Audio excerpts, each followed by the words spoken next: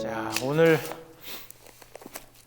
이제 10계명 중에 우리 지난번에 10계명을 이해하기 전에 전반적으로 그 하나님과 언약 백성에 대해서 우리가 살펴봤고, 그러면서 지난주에 이제 마지막에 우리가 첫 번째 계명, 나 이외에 다른 신을 섬기지 말라, 이제 그 첫 번째 계명을 했고, 오늘 그 두 번째, 그리고 오늘은 두 번째와 세 번째, 네 번째 계명. 그래서 우상의 문제, 그 다음에 하나님의 이름을 망령되게 일컫는 것, 그리고 세 번째로는 이제 안식일을 기억하는 문제. 요거까지가 아마 오늘 이 시간 스케줄상으로 될 것 같습니다. 그래서 오늘 요 말씀을 시작하기 전에 제가 이 10계명을 준비를 하면서 조금 그런 생각이 들더라고요. 지난주와 이제 요거 여러 번 걸쳐서 이걸 우리가 동영상을 찍어서 이렇게 양우리교회 유튜브에 올리는데, 하여튼 주변에 이제 다른 교회 분들이 요거를 좀 보신다 그래요. 그러기도 하고, 뭐 우리 가족이긴 하지만 뭐 한국에서도 좀 보신다고 하고 그러는데, 제가 그러면서 그게 이제 다른 사람들이 보는구나 해서 기쁜 것이 아니라 두 가지 감정이 들더라고요. 첫 번째는 이게 여러분이 저하고 같이 해오지만 무슨 엄청난 이 깊이와 뭐 대단한 것이 있지도 않은데, 이것을 이렇게 생각을 하시고 막 보신다라고 하는 것을 느낄 때, 다른 교회들도, 섬기시는 교회들마다 이게 막 우리가 지금까지 해온 게 대단한 게 아니잖아요. 사실은 어떻게 보면 아주 베이직이고 기본적인 건데도 이것을 소중하게 막 이렇게 좋다 하시는 분들 보니까, 한편으로는 인간적인 생각으로는 그래 이게 좋다, 제 개인적으로. 그러면서도 한편으로는 각 교회마다 그 교인들, 어느 뭐 큰 교회 다니시는 분들일수록 그 교회에 무슨 프로그램이 없으시겠냐고. 다 있지요. 성역 공부 프로그램 막 이런 거 있음에도 불구하고 이런 이 베이직한 기본적인 것을 좋아하시는 것을 보면서 하여튼 교회마다 다시 우리가 말씀으로 돌아가지 못하고 있는 것에 대한 제가 좀 안타까움을 좀 느끼고, 그리고 두 번째로는 이제 여러분들에게도 부탁드리고 당부드리고 싶은 이야기지만, 항상 그래요. 이게 막 그 교회 목사님이 우리 같으면 제가 이 10계명이다 이렇게 해서 10가지 이렇게 막 성경에 대해서 이렇게 이걸 해드리고 나면 항상 우리가 경계해야 될 건 이게 다라고 생각하면 안 돼요. 그러니까 늘 어느 목사님이, 우리 교회 목사님이, 그 큰 교회 목사님이 이렇게 해석해 줬는데, 예를 들면 어디서 뭐 좀 다른 목사님이나 이렇게 보면 그 해석이 조금 같이 이렇게 똑같지 않다고 해서 뭐가 옳고 뭐가 그르다라고 하는 판단을 하시면 안 되고, 항상 우리가 성경을 읽는, 또 성경을 이렇게 말씀을 전하는 목회자들이 가져야 될 경계 중에 제일 중요한 게 하나가, 반드시 내가 틀릴 수 있다는 거. 그러니까 여러분들도 성경을 읽으면서 여러분들이 가지고 여러분들이 묵상해 온 거, 어느 특정 성경 구절을 딱 읽으면 그 성경 구절을 많이 들어왔고 그 해석을 들어왔기 때문에 그 말씀을 들으면 자동으로 떠오르는 어떤 이미지, 신앙 고백 뭐 이런 게 있어요. 근데 그게 맞다고만, 그게 당연하게 100% 그게 맞다고 우리가 절대 해서는 안 되는 게 이 인류의 역사 속에서 우리 손에 쥐어져 있는 성경이라는 거죠. 그러니까 한번 여러분 생각해 보시면, 만약에 이 성경을 해석하는 데에 어떤 딱 정답이 있어요. 그러면 목사들 같은 경우에 신학교 4년, 6년, 좋아 길게는 박사학위까지 하면서 8년, 10년, 만약에 성경 해석에 대한 어떤 이거다라고 한 정확한 해답이 있으면 한 10년간 그거 계속 공부했으면 이제 그 뒤에 할 필요가 없죠. 이거는 무조건 이겁니다. 근데 우리 목사님들이 취미 생활로 하는 게 뭐예요? 주로 책 사는 거거든요. 돈 생기면, 그냥 공돈이 좀 생기면 그걸 좀 꼬불쳐 놔야 되는데, 내가 이거 또 집사람한테 혼날지 모르지만 하여튼 자꾸 카드 만들으라고 하나씩 오잖아요. 이렇게 크레딧 카드 만들으라고. 그래서 한 몇 년간 잘 안 만들어 왔다가 하도 그 애플 카드에서 만들으라고 해가지고 하나 이게 레이트 피도 없고 그래갖고 하나 만들었어요. 그러니까 크레딧 카드 만드는 순간 이제 또 사용할 수 있는 한도가 생기잖아요. 근데 그게 내 돈이 아니잖아요, 사실은. 근데 그냥 그 카드 하나 생겨가지고 넣었다 뺐다 하면서 그냥 이렇게 그 리스트에 넣어놨던 저 책을 살까 해가지고 지난번에 이제 또 한국에서 오는 책은 또 비싸기도 해요. 미국도 책이 비싸긴 한데, 예, 그래서 뭐 한 열 몇 권 이렇게 했는데 뭐 한 400불 뭐 이렇게 되게. 그러니까 목회자들이 오늘날도 계속 끊임없이 저 같은 경우도 분명히 내가 지금까지 고백해 오던 이 말씀이지만 그러나 또 다른 분들이 뭐 책의 종류도 이제 그런 거니까 다른 분들이 그거에 대해서 이야기하는 게 뭔가 그러면 내가 생각해 오던 것과 비슷할 수도 있지만 다를 수도 있어요. 그러면 이 다른 걸 발견했을 때는 내가 알고 있던 것에 이게 더해져서 커져가야 되는 거예요. 그러니까 매 순간마다 제가 이렇게 이야기를 하면서도 저 또한 뒤돌아가서 이게 만나보고 이 말씀들을 나누기 전에 내가 이렇게 하는 게 많은 다른 목사님들이 이야기하는 것과 그래도 어느 정도의 주로 방향은 같은지 이런 걸 굉장히 이제 고민하면서 이렇게 하기 때문에 독특하게 저만이 생각하는 부분도 있어요. 근데 그걸 또 여러분들하고 막 같이 나눌 수 없는 부분도 있고. 제가 이 말씀을 이렇게 장황하게 드리냐면 여러분들이 이제 지난주에 우리 성서주일이기도 했고 하나님의 말씀인 이 성경이라고 하는 것을 그래 결국은 어찌 보면 그 너무 연로해서 도저히 글을 읽을 수 없고 도저히 책을 펼칠 수 없게 되는 그 순간까지도 우리는 계속해서 이 성경을 좀 읽으셔야 되고 그러면서 이렇게 생각해 보세요. 20대 때 뭐 신앙생활을 이제 언제부터 시작하셨는지 모르겠지만 20대 때 어느 특정 구절을 읽으면서 막 힘이 되던 말씀이 인생을 이렇게 다 이렇게 살아오시던 인생 경험을 가지고 70대쯤 돼서 그 말씀을 다시 읽고 다시 묵상하면 분명히 그 표현이 그런데 맛이 달라요. 그리고 그 적용이 다르고 이게 그렇기 때문에 이게 수천 년이죠. 뭐 신약 시대 이후로는 근데 구약 성경은 이제 그 이전부터니까 수천 년간 인간의 손에 의해서 해석되어지고 그 우리 한국 음식 중에 이제 그 곰탕 곰는다 그러죠. 뼈를 그냥 곰고 고아서 그냥 계속 울겨내듯이 그래도 끊임없이 나오는 게 이 성경 말씀에 기록된 여러 가지이기 때문에 그래서 여러분들이 제가 이제 요 십계명을 하면서 조금 걱정이 되더라고요. 뭐냐면 그렇지 십계명은 저렇게 하는 거지 이렇게 해서 최인석 목사가 제가 뭐 이렇게 나누는 것 그것이 정답이 아니에요. 분명히 그리고 제가 십계명에 담겨 있는 모든 것을 다 해드리지도 않는 거고 우리 양우리 교회와 여러분들과 또 제가 할 수 있는 제 능력이 안 되기도 하고 그 수준에 맞춰서 이렇게 하는 거기 때문에 요거를 들으시면서도 또 궁금하신 것은 찾아도 보시고 뭐 다른 것도 요즘 유튜브 좋잖아요. 그냥 유튜브에다 십계명 쳐보세요. 그러면 막 목사님들 수백 명 뭐 수백 개 나옵니다.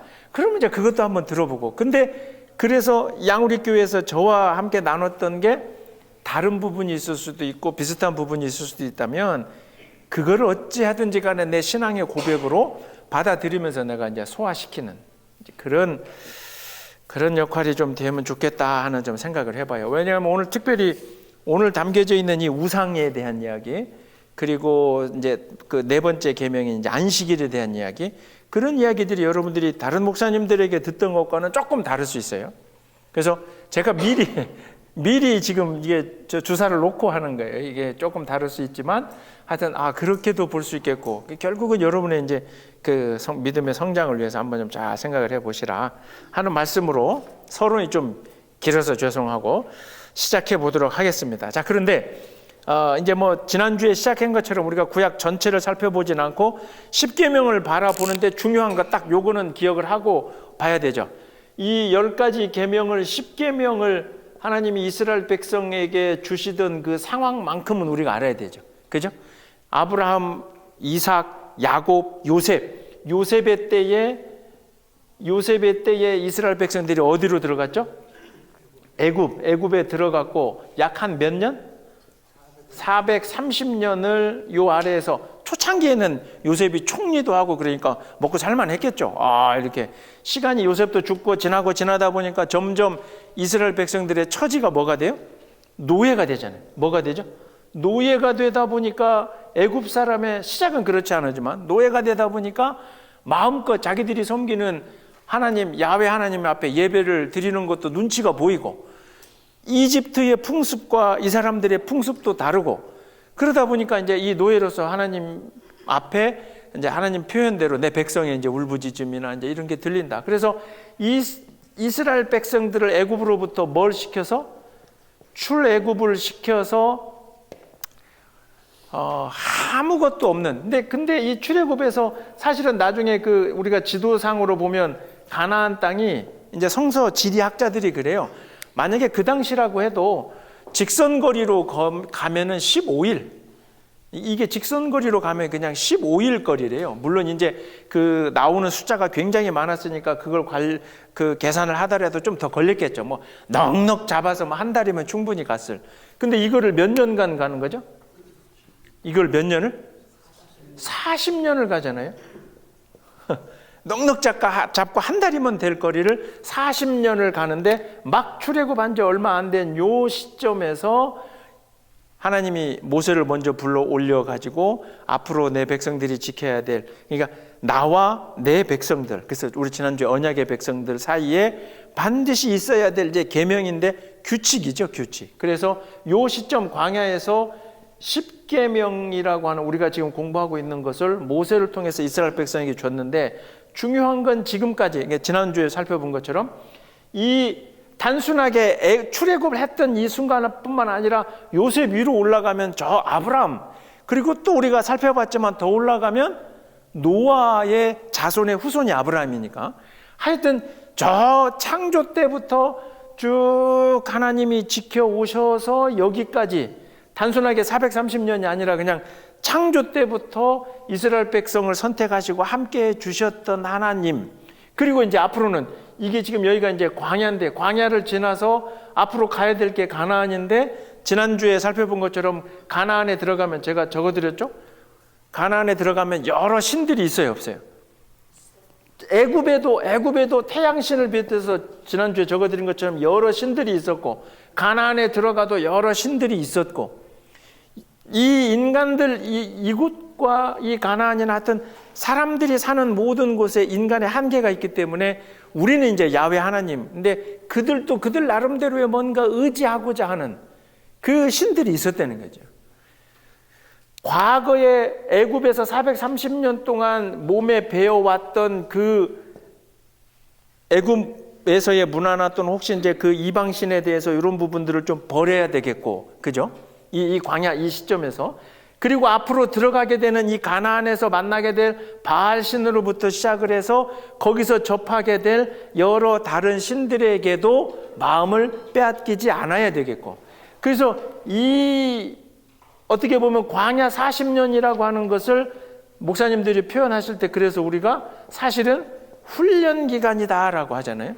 근데 이 훈련 기간은 어떤 기간이냐면 결국 이 십계명과 연관해서 한번 생각을 해보면 결국은 하나님 이외의 다른 곳에 내가 눈과 마음을 뺏기지 않는 훈련인 거죠.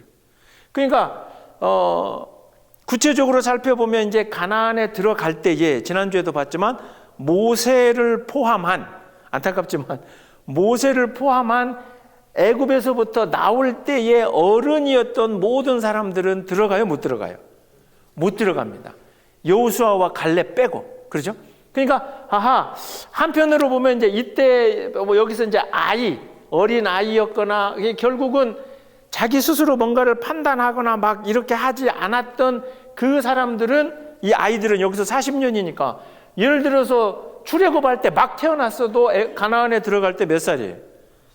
40살이 되잖아요. 그러니까 여기에서 이 훈련시키는 게 다른 훈련이 아니라 한편으로 보면 저 애굽에서 몸에 배어 있던 거 다 버리고, 그리고 또 이제 들어가게 될 가나안 땅에 있게 될 이것에 대해서도 마음을 뺏기지 말고, 그래서 오직 하나님만을 바라보는, 그리고 하나님만을 의지하고 하나님만이 유일한 창조주임을 고백하게끔 하시는 시간이 40년이었다는 거죠. 그래서 이 광야 40년의 기간 동안 하나님이 주신 십계명이다. 안타깝지만 근데 그래서 여기서 훈련을 열심히 받은 이분들이 이렇게 해서 가나안에 들어갔던 분들이 그러면 이제 우리가 살펴보고 있는 이 십계명 하나님의 명령을 그럼 그대로 다 지켰느냐? 지켰어요? 우리가 아는 것처럼 가나안 땅에 가서 이제 유혹당하기도 하고, 물론 많은 사람들이 이제 경계를 했지만, 그래서 이 출애굽의 사건 이후에 그 뒤에 이제 우리가 사사기도 가나안 땅에 들어간 시기가 사사기예요. 그리고 난 다음에 이제 왕국, 이스라엘 왕국에서 그 처음에 사울 왕부터 해가지고, 그러죠? 사울 왕, 그 다음에 두 번째 다윗, 그리고 세 번째 솔로몬 때, 요때 이제 매번 하지만 남유다와 북이스라엘로 나눠지잖아요. 그러면서 북이스라엘 특히 왕들이 이 우상에게 대해 마음 빼앗겼던 거, 그 다음에 이 남유다의 많은 백성들도 그냥 하나님 이외에 다른 것으로 자꾸 마음 빼앗기고, 그러니까 이들이 결국은 또 바벨론에 한번 또 가가지고, 그러니까 이렇게 남유다와 북이스라엘이 망해서 나중에 바벨론으로 포로로 갔다가 다시 돌아오게 될 때까지가 약 한 70년이거든요. 그 기간으로 보면. 그러니까 계속 여기서는 이제 40년, 그 다음에 포로로 잡혀갔다가 다시 돌아와서 이 70년의 시간 동안 이제 죽을 사람은 죽었겠고, 이 고통과 고난의 시간 뒤에 다시 돌아와서, 그래서 이제 이 사람들이 정신 다시 한번 바짝 차리자.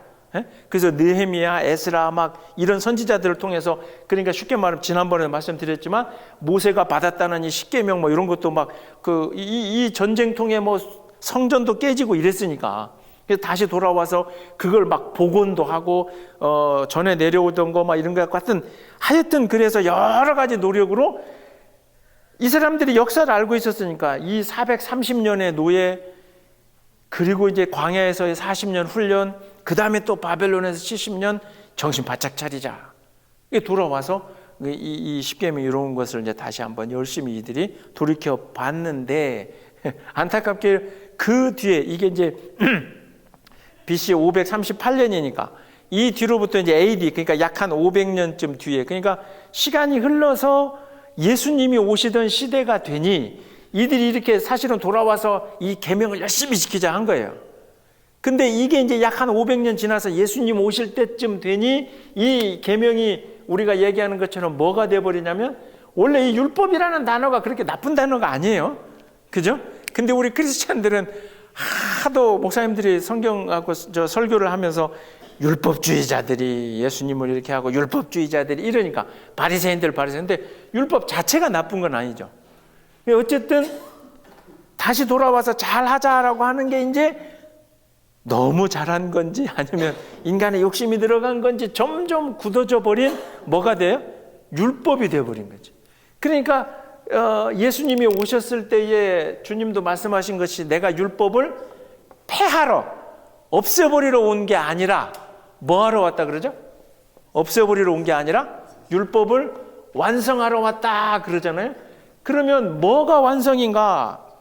지난주 설교도 제가 말씀드린 것처럼 그 율법학자가 와가지고 영생을 어떻게 얻습니까? 이제 그 이야기를 했을 때, 네가 읽은 거에 뭐라고 적혀 있더냐? 그러니까 이 율법학자들이 이미 이제 신명기서나 여기 그걸 알고 있으니까, 하나님을 사랑하고 이웃을 사랑하라 그랬습니다. 그러면 그렇게 해라. 그러니까 알고는 있고 머릿속으로 기억하고, 그러니까 예수님 시대에 이 율법학자들이 이제 요거 율법을 가지고 이제 잣대가 된 거죠. 할래 안 할래 막 이러면서. 그게 뭐가 빠져버린 거냐면 이제 제 표현에, 그래서 예수님이 율법에 담겨져 있는 뭐를, 사랑이 이제 빠져버리고, 율법에 담겨져 있는, 원래 이 십계명에서 하나님이 이 이스라엘 백성들에게 이 계명을 주실 때에는 출발이 뭐겠어요? 아무도 없는 벌판에서 그 광야에서 내가 너희를 지켜주겠다라고 하는 그 사랑이잖아요. 이 사랑, 하나님이 자신의 백성들과 사랑하겠다는 관계에서 시작하면서 시작된 게 율법인데, 나중에 이제 이 사랑은 빠지고 그게 다른 사람들을 뭐가 되는 거죠? 지적질을 하는 거죠. 막 그걸로 막 심판하고 뭐 지켜 안 지켜 막 이렇게 되면, 물론 이제 순수 율법주의자들은 하여튼 자기를 정결하게 하기도 하겠지만, 그래서 예수님이 오셔서, 그래 율법 그 자체가, 만약에 예수님이 오셔가지고 야, 니들이 받았던 율법 다 틀렸다. 그러면 어떻게 돼요? 예수님이 오셔서 그 유대인들에게 당신들이 지켜오던 율법 그건 사실 좀 잘못된 거야. 이러면 우리가 하나님의 아들로 오신 예수 그리스도를 고백하면서 성부, 성자, 성령의 일체를 얘기하잖아요. 그러면 하나님이 주신 말씀이 육신이 돼서 오신 예수가 스스로 거부하는 거죠. 그거 틀렸다고 하는 거죠. 그게 아니라 예수님 말씀하신 것처럼 그래, 네가 다 읽고 니네 그 율법에 담겨져 다 아는 것처럼 다 그게 맞는데 그러면 그대로 좀 해라. 그러면서 거기에 빠져 있던 이제 그 하나님이 이 백성들에게 주었던 그 사랑이라고 하는 것. 그것을 또 예수님이 그러면 사랑해 입으로만 한 게 아니라 당신은 뭘로 보여주셨다? 그렇죠. 마지막 십자가 죽으시는 것까지 그냥 막 그걸 가르쳐서 율법에 요게 빠졌고 오늘 뭐 제가 이렇게 공부하듯이 요거 뭐 이렇게 가르친 게 아니라 당신은 그냥 그것을 보여주시기 위해서 그 십자가에 올라가시고 죽을 때까지 십자가에서 스스로 내려오지 않고 거기서 죽으시고 다만 이제 부활하시는 거예요. 그래서 우리가 이 십계명이 그 위치 그리고 이 십계명의 이 의미 이제 이런 것까지를 전반적으로 좀 놓고 생각을 하면서 요걸 머릿속에 그리면서 이제 오늘 두 번째 계명이 되는 우상을 한번 보자고요. 자, 제가 유인물 첫 페이지에 보면 제가 이제 그 말씀은 출애굽기 20장을 기준으로 할게요. 그래서 제가 한번 읽어볼게요. 너를 위하여 새긴 우상을 만들지 말고 또 이렇게 자꾸 오타가 위로 하늘에 있는 것이나 아래로 땅에 있는 것이나 땅 아래 물속에 있는 것에 어떤 형상도 만들지 말며 그것들에게 절하지 말며 섬기지 말라. 나 내 하나님 여호와는 질투하는 하나님인즉 나를 미워하는 자의 죄를 갚되 아버지로부터 아들에게로 3, 4대까지 나를 사랑하는 계명을 지키는 자에게는 내가 몇 대까지? 1000대까지 은혜를 베푸니라. 이제 우리가 단순히 두 번째 계명 우상 만들지 말라 이렇게 짧게 알고 있지만 사실은 20장 출애굽기 20장 4절부터 6절까지 길게 돼 있잖아요. 그래서 그거를 제가 거기 표 있죠. 하나하나 6개로 좀 쪼개봤어요. 그래서 첫 번째 너를 위하여, 그러니까 인간이 우상을 만드는 출발은 당연히 인간 자신들을 위해서 만드는 거죠. 너를 위해서 새긴 우상을 만들지 말라. 그래서 그의 의미는 그 우상의 출발이 인간에게로 출발한다는 거죠. 두 번째, 위로 하늘에 있는 땅 아래에 있는 것 어느 것이나, 이건 결국 의미적으로 보면 눈에 보이는 모든 것이 뭐가 될 수 있다? 우상이 될 수 있다는 거죠. 세 번째, 그것들에게 절하지 말며 섬기지 말라. 중요한 건 그 만들어 놓은 우상에게 뭐를 주지 말라? 믿음을 주지 말라는 거죠. 그리고 이제 네 번째, 나 내 하나님 여호와는 질투하는 하나님이다. 그래서 요걸 이제 뒤에서 제가 자세히 설명하겠지만 하나님의 질투는 적극적인 사랑이다. 자기 언약 백성을 향한. 그래서 이 질투를 이해하기 위해서는 하나님과 지난 시간에 했던 이 언약 백성의 그 관계에서 이 개념이 이제 일어난다. 다섯 번째는 나를 미워하는 자는 그 죄값을 3대, 4대에 이르게 내가 치르겠지만, 여섯 번째, 나를 사랑하는 자에게 베풀 은혜는 몇 대까지? 1000대까지 베푸느니라. 요 6가지로 이제 요 말씀을, 우상을 섬기지 말라, 우상을 만들지도 말고 우상을 섬기지 말라라고 하는 부분을 우리가 볼 수 있는데요. 제가 그 첫 번째 적어드린 것처럼 이제 여기 2번을 보시면 우상의 출발은 결국 어디에서 출발하냐면, 우상은 어디서 출발하냐면 인간의 이기 두 가지에서 출발해요. 이기심과, 근데 사실은 이것도 이제 하나가 돼요. 이기심과 불안함에서 출발을 하더라는 거죠. 왜 그러냐면 눈앞에 보이면 어떻게 돼? 덜 불안하거든요. 사람이 그러잖아요. 그 뭐 이렇게 TV에서도 뭐 게임 이런 거 할 때 이렇게 안대로 눈을 딱 가려서 앞을 못 보게 하고, 그러죠? 앞을 못 보게 하고 뭐 이렇게 만지게 해요. 뭐 통에다 손 집어넣고. 그러면 평소에 보면 예를 들어서 이제 그게 뭐 문어다 이러면 눈으로 보고 만지면 이놈 문어지 하고, 이걸 눈으로 보면서 만지면 내 손에 어떤 느낌일지 알잖아요. 그러니까 그냥 이게 만질 수 있어요.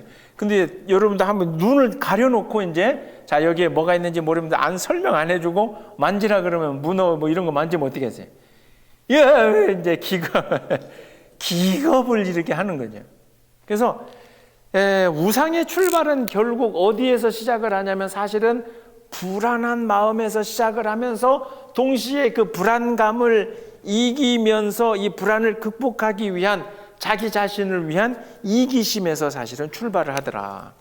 그래서 이제 성경적인 배경으로 보면 창세기 11장 4절에 나오는 바벨탑 사건을 우리는 이 바벨탑 사건을 어떻게 기억하냐면 바벨탑을 만들어서 하나님 앞에 올라가자라고. 근데 이게 사실은 이제 우상의 탑인데 그러면서 그 창세기 11장 4절에 보면은 하나님 앞에 올라가서 이 사람들이 두 가지 일을 하자 그러는 게요. 첫 번째가 뭐냐면 그거 적어드렸죠. 자신들의 우리의 뭐를 내고 이름을 내고 두 번째는 뭐 하자? 흩어짐을 면하자. 이 두 가지가 사실은 그 바벨탑을 쌓게 되는 이유가 되거든요. 결국 자신들의 이름을 내자라고 하는 것은 하나님 창조주 하나님이 계심에도 불구하고 각자가 가지고 있는 나의 욕심, 나의 생각, 나를 좀 드러내자라고 하는 마음. 그리고 두 번째로는 하나님이 혹시 우리를 흩어 놓으실까? 그러니까 하나님이 나에게 주시는 어떤 그 명령이나 어떤 이런 것을 우리 스스로 좀 면해 볼 수 있도록 그걸 피할 수 있도록 하나님 곁으로 한번 올라가 보자 하는 마음에서 시작했던 게 이제 이 바벨탑이거든요. 그래서 이게 사실은 어떻게 보면 첫 번째 이제 우상, 그거를 이제 우리가 이야기하는 오늘 우상 그러면 머릿속에 뭘 만들어 놓은 거 이렇게 생각하지만 이 바벨탑의 시작이 사실은 자신들을 생각을 하는 그 결국 우상의 아주 중요한 출발인 자기 스스로 나 자신이 사실은 우상의 출발이 되는 거예요. 특별히 어느 다른 곳에 있어서 뭐가 있어서 그게 저절로 나에게 우상이 되는 게 아니라 엄밀히 따져보면 이건 우리 종교를 떠나서 모든 종교에서 생각하는 그 우상, 그릇된 것에 마음을 빼앗기는 그 우상은 어디서 출발하냐면 결국은 뭐에서 출발한다? 나에게서 출발해요. 그러니까 다른 사람은 예를 들어서 예수 그리스도를 믿는 우리는 어디 뭐 이렇게 다른 아이고 저기 특별한 신비한 어떤 그 능력이 있는 돌이 있대. 그렇다고 해서 우리가 그 앞에 가서 이렇게 안 하듯이 우리에겐 전혀 그게 관심이 없듯이 다만 마음에 그런 마음을 가지고 있는 사람들은 돌뿐만 아니라 이 오늘 말씀에도 있는 것처럼 땅 위, 물속 모든 눈에 보이는 것은 다 우상이 될 수 있다. 결국 우상의 출발은 어디에서 나가요? 우리의 마음에서부터 출발을 하더라는 거죠. 근데 그 마음 속에는 이기심과 그리고 이제 이기심도 사실은 모든 가장 중요한 건 사실은 불안함에서 출발하는 거죠. 근데 이 불안함은 인간의 불안함을 가질 수밖에 없게 된 이유가 있어요. 그게 뭔지 아세요? 그럼 왜 인간은 왜 불안할까? 에? 약해서요. 왜 불안할까? 하나님을 안 믿어서요. 인간이 이건 크리스찬을 따라서 모든 인간이 불안할 수밖에 없는 이유는 우리가 죽음을 앞두고 있기 때문에 그래요. 근데 이 죽음은 사실은 뭐냐면 죽음은 인간의 한계잖아요. 그러니까 예를 들어서 이해가 안 되죠. 이게 나는 표현이 어색한 나는 평생 죽어도 안 죽어. 예를 들면 그 왜 저 영화 이런 거 히어로 영화 보면 막 총 맞아도 막 살이 다시 살아나고 나는 죽어도 안 죽어 이러면 불안한 게 있을까요? 나는 죽어도 안 죽어 그러면 불안할 게 없어요. 뭐 좀 아파도 이게 낫겠지. 근데 우리가 아파서 괴로운 것도 있지만 불안한 게 뭐냐면 이러다 죽으면 어떻게 죽음이라고 하는 게 그러니까 처절하게 인간 존재를 만들어 인간 존재가 이렇게 약할 수밖에 아까 이제 말씀하신 약하기도 하고 그럴 수밖에 없는 출발이 이거예요. 근데 저 죽음이 사실은 어디서 왔어요? 원래 에덴 동산에서 인간이 죄 짓기 전에는 만약에 이제 가정이지만 아담과 하와가 가만히 있었으면 그 안에서 영생을 했을 거 아니에요.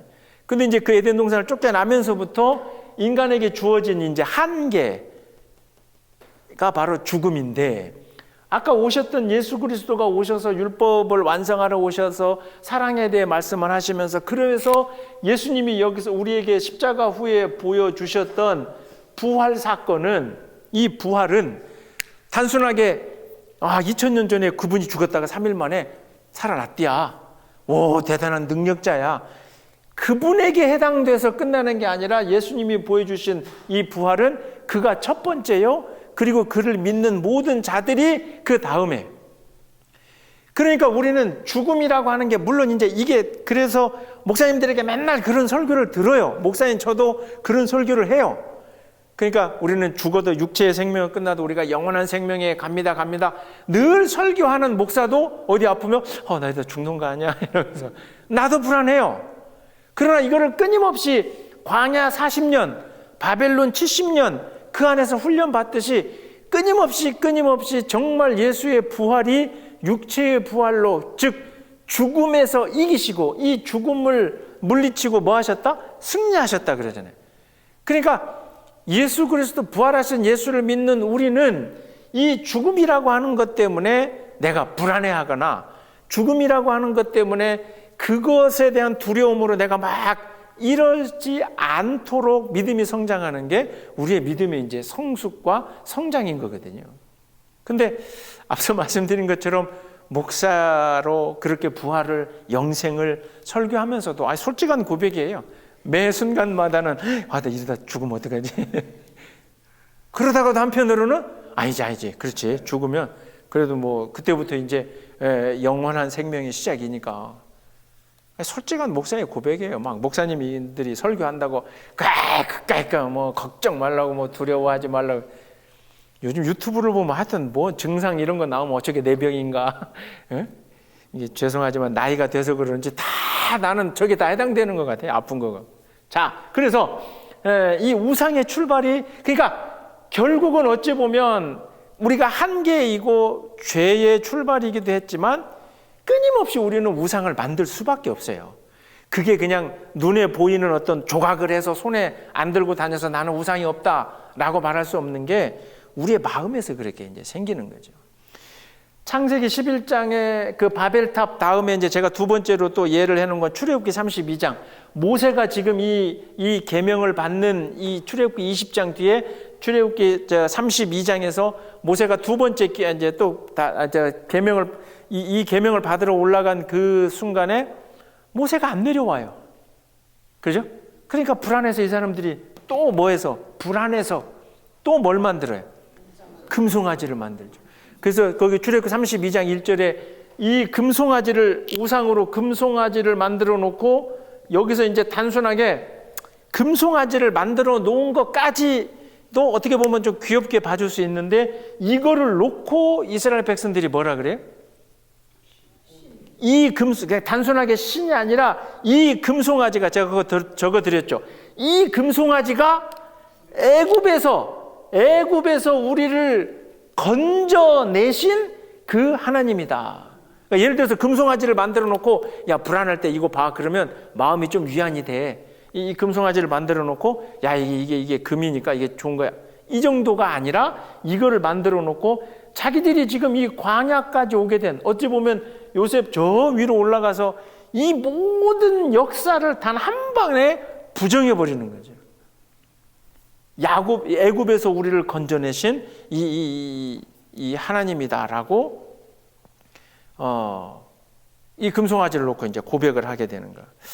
이렇게 되는 이 우상은 점점 이제 어떻게 보면 커져가는 건데, 그래서 나중에 이제 이사야서 2장 20절에 사람이, 거기도 표현이 자기를 위하여 경배하려고, 결국 자기 이기심, 자기 불안감을 해소하기 위해서 만들어내는 모든 우상을 버려라. 그러니까 결국은 우상이라고 하는 것의 출발을 밖에 있는 것으로 보지 말고 어디서부터 살펴봐야 된다? 불안한 내 마음, 그러니까 흔들리는 믿음. 그래서 훈련이 필요한 거고, 그래서 때로는 하나님이 때리면 맞아야 돼요. 이 바벨론으로 포로로 끌려갈 때 지난번 말씀드린 것처럼 예레미야 선지자를 통해서, 예레미야 선지자가 한 예언은 다른 게 아니에요. 우리 다 끌려가야 된다, 바벨론에 가야 된다. 예레미야 자꾸 그 얘기를 하는 거예요. 그게 하나님의 뜻이다. 여기 예루살렘 남아있지 말고 우리가 가서 고통당해야 된다. 그러니까 사람들이 예레미야 소리가 듣기 싫은 거예요. 저 미친놈이 쓸데없는 소리를 하나. 근데 그게 이제 하나님의 뜻이다. 그러니까 그곳에 가서 다시 하나님을 만나야 된다는 거. 그러니까 흔들리지 않는 이 믿음이 사실은 우상을 이겨낼 수 있는 중요한 것이다. 그러면서 제가 이제 세 번째로는 눈에 보이는 모든 것이 우상이 될 수 있다. 자, 요게 이제 어떤 의미냐면 하나님의 세상을 창조하실 때 창세기를 보면 첫 번째 창조하실 때 뭐라 그래서 창세기 1장 제가 적어놨죠. 창세기 1장 3절에 하나님이 첫 번째 창조하신 게 뭐를 창조하셨다? 빛을 창조하셨죠. 근데 사실은 보세요. 우리가 이 사물을 바라볼 수 있는 거는 내 눈에 능력이 있어서 볼 수 있는 게 아니에요. 돌이켜놓고 생각해 보면 이거 내가 뭘 보고 못 보고는 내 눈이 가지고 있는 어떤 능력이 있겠지. 근데 아무리 눈이 2.0을 넘어서 이제 뭐 3.0을 넘어서 저 몽골 사람들이 막 멀리 본다 그러더라고요. 그 뻥 뚫는데 시력이 뭐 대단하다 그러더라고요. 그러나 중요한 건 그 사람들에게도 뭐가 없으면 그렇죠. 시력이 뭐 3.0이 아니라 5.0 뭐 10점 그런 게 있는지 모르겠지만 시력이 아무리 좋아도 뭐가 없으면 빛이 없으면 못 봐요. 그러니까 하나님이 세상을 창조하실 때 첫 번째에 생겨놓게 했던 게 빛을 만들어 주셨어요. 그러니까 결국 이제 그 뒤로 이제 나중에 인간을 만들었지만 그 결국 빛을 만들어 놓으셨다는 건 그 뒤에 이제 만들어 놓게 이제 인간들이 뭔가를 볼 수 있고 구분할 수 있고 하는 데에 그 시작점이 이제 빛이었다는 거죠. 그런데 이제 이 빛이 하나님이 만들어 놓은 이 빛이 이제 어떻게 되냐면 거기 세 번째 있죠. 창조해서 빛을 만드는데 아담과 하와를 뱀이 유혹할 때 뭐라 그래? 거기 창세기 3장 5절에 너희가 그 선악과를 먹으면 그것을 먹는 날에 뭐 해서 너희 뭐가 밝아져서 너희 눈이 밝아져서 너희 눈이 밝아져서 하나님을 이렇게 하나님과 비슷하게 즉 이 뱀의 말 속에는 어떤 의미가 담겨 있냐면 하나님은 빛을 만들어 놓고 세상을 다 보이게끔 했는데 뱀은 지금 살짝 와서 뭐라고 하시냐면 야 빛이 있어서 우리가 보긴 하는데 우리가 볼 수 있는 것과 어찌 보면 하나님이 보는 게 좀 다를 수 있다는 거예요. 그러니까 네가 못 보는 게 있다. 그래서 이 선악과를 먹으면 네 눈이 밝아져서 너도 하나님처럼 이미 하나님은 빛을 만들어 놓고 이 정도 이 빛이면 인간이 다 볼 수 있는 거예요. 하나님이 보는 것도 하나님도 보시기에 좋았다라 그러고 하나님과 이미 같은 그래서 사실 아담에게는 그 짐승들 이름도 붙이라고 하고 근데 뱀이 와서 꼬시는 출발이 바로 그거예요. 살짝 유혹하는 거죠. 이거 먹으면 눈이 밝아져서 하나님과 같이 볼 수 있다. 결국 거기에도 이제 뭐가 작용하냐면 이기심. 그러니까 그래? 혹시 나는 못 보고 그래서 이제 하나님은 네가 눈이 밝아져서 하나님처럼 되면 하나님처럼 선과 악을 구분할 수 있게 된다 하면서 꼬시는 게 바로 이러는 거죠. 그래서 우리가 눈으로 시각으로 바라보고 사람을 판단하거나 눈으로 바라보는 게 정확할 것 같지만 때로는 내 눈이 나를 굉장히 속여요. 이거는 우리 이제 다들 국민학교 다니셨으니까 국민학교 막 가면은 그 배우는 과학 중에 그 굴절 현상 있잖아요. 그 인간의 시각이 갖고 있는 한계. 뭐예요? 이렇게 투명한 물통에다가 물을 담아놓고 거기다 뭘 꽂아요?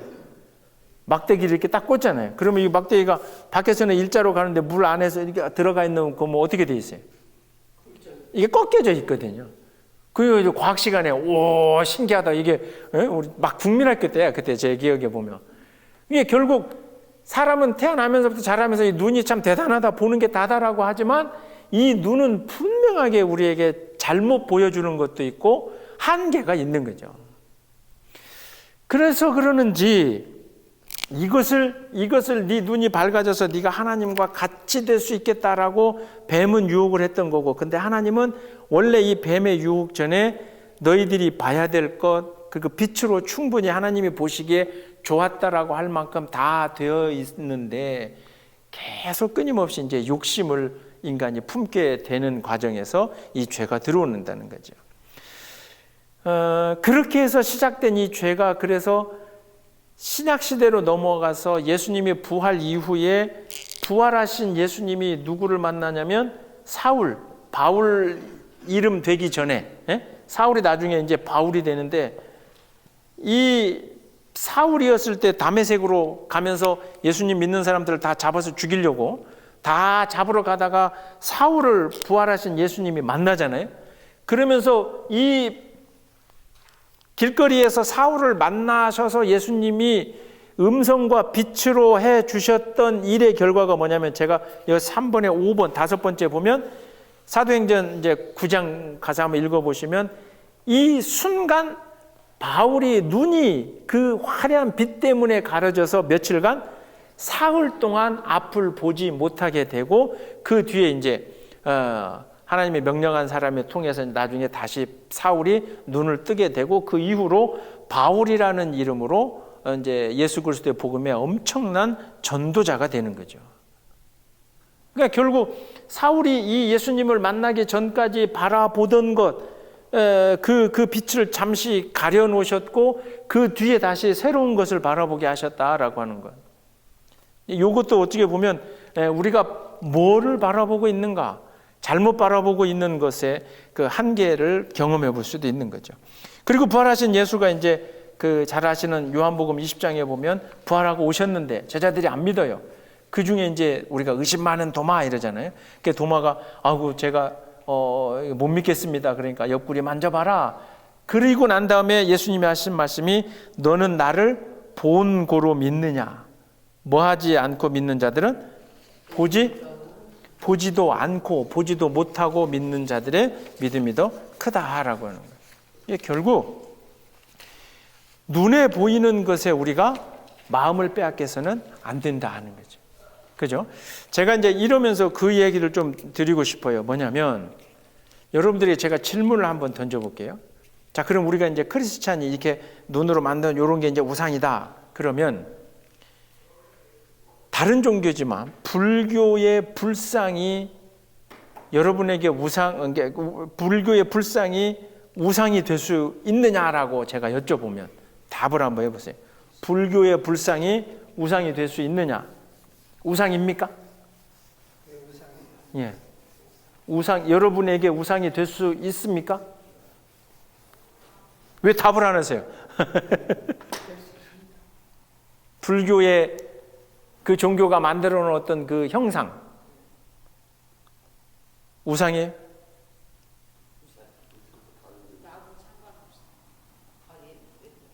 우리 크리스찬들이 가지고 있는 우상에 대한 개념은 언약 백성, 그러니까 하나님과 우리의 그 관계 속에서 우리가 하나님 이외에 다른 것으로 마음을 두거나 그 마음을 빼앗기거나 그것에 의지하거나 그것에 매달리게 되면 그 모든 게 다 우상이 돼요. 그러니까 우리 말고 불교 신자들에게, 그 사람들에게 그 불상은 우상이 아니에요. 이거 말 잘 들으셔야 돼요. 이거 앞뒤 다 자르고 들으면 우리 목사님은 불교가 우상이 아니래 이러는데, 불교를 믿는 그 종교를 가지고 있는 그들이 만들어 온 그들의 형상은 그들이 의지하고 그 사람들이 거기에 엎드리기 때문에 그 사람들에게는 그게 우상이 아니에요. 그런데 우리에게는, 우리 크리스찬인 우리에게서 불교의 그 불상을 보면서 내가 저 불상에, 그러니까 그 만들어 놓은 부처님에게 내가 의지하거나 내가 뭘 이렇게 기대거나 거기에 더 흠모하거나 이런 게 아닌 이상은 그건 그냥 그 종교의 형상으로 우리는 놔두면 돼요. 자, 이 얘기가 조금 무슨 얘기인지 이해가 되시겠어요? 이게 제가 굉장히 조심스러워서 드리는 말씀이에요. 이건 이제 영상을 보시는 분들도 이건 100% 갈릴 수 있습니다. 이게 이제 이런 거예요. 뭐냐면 몇 년 전에 그 크리스찬들 몇 명이 법당에 가가지고 불을 질러 버렸어요. 우상을 다 태운다고. 그래서 불을 질러 갖고 막 이제 불상이 다 녹고 이랬어요. 안타까운 일이죠. 그래서 신학교 어느 제가 이제 어디라고 얘기 안 할게. 이제 제가 그 교단 문제도 있거든요. 어느 신학교 교수님이 그 사건을 보고 가슴이 아파서 모금을 좀 해가지고 이 불교 그에다가 이게 뭐 헌금을 받은 게 아니라 좀 모금을 해서 이렇게 갖다 줬어요. 예? 예, 이제 이렇게 좀 이렇게 아이고 하여튼 그게 이제 범행이 크리스찬들이 우상 파괴한다고 해가지고 불질러 갖고 다 싹 다 해가지고 이제 그렇게 됐어요. 이 신학교 교수님 결국 그쪽 교단하고 그쪽에서 잘렸어요. 네, 잘렸어요. 신학교 쪽에서. 네. 권사님은 왜요? 이러는데, 그렇죠. 지금 한국, 그러니까 우리 기독교에서는 하나님 이외의 다른 신, 하나님 이외의 다른 형상, 하나님 이외의 다른 것은 다 우상이라라고 우리가 어렸을 때부터 그렇게 배워왔고, 그렇게 가르쳐왔고, 그렇게 고백해왔어요. 그러나 분명하게 말씀드리는 건 하나님과, 그래서 제가 십계명을 시작하면서 하나님과 언약 백성 이 관계를 말씀드린 거예요. 하나님을 창조주로 고백하고 그의 아들 예수 그리스도를 믿고 그럼에도 불구하고 그런 우리 크리스찬들이 만약 그곳에 가서 엎드려서 뭔가를 빌고 뭔가를 바라고 뭔가를 원했다면 그건 반드시 우상이죠. 그러나 그분들은 하나님을 믿지도 않고 고백하지도 않고 그러지 않아요. 그러니까 그건 우리와 상관이 없는 걸로 봐야 돼요. 다만 크리스찬들 중에 아이고 일단 다다익선으로 많이 믿으면 좋지. 하나님도 믿고 왜 드라마나 영화 이런 데 보면 막 갑자기 큰일이 생기면 아이고 하나님, 부처님, 공자님, 맹자님 뭐 싹 다 그냥 다다익선 좋으면 좋은 거다 하면서 그런 분들이 아닌 이상은 우리 크리스찬들이 가지고 있는 그 생각 중에 이렇게 이걸 배워왔으니 그렇지. 하나님 이외에 싹 다 쳐 죽이고 불사르고 이렇게 하는 거 180도로 딱 뒤집어 놓고 얘기하면 이슬람 교에서 예를 들면 알라와 마호메트 그리고 그 코란이라고 하는 성전 그 경전은 가르침 이외에 싹 다 없어져야 될 존재다 하면 종교 간의 전쟁이 일어나서 지금 이스라엘하고 하마스하고 그쪽에서 팔레스타인하고 그 난리를 벌이고 있는 이유와 그 내용 중에 하나도 사실은 이 문제예요.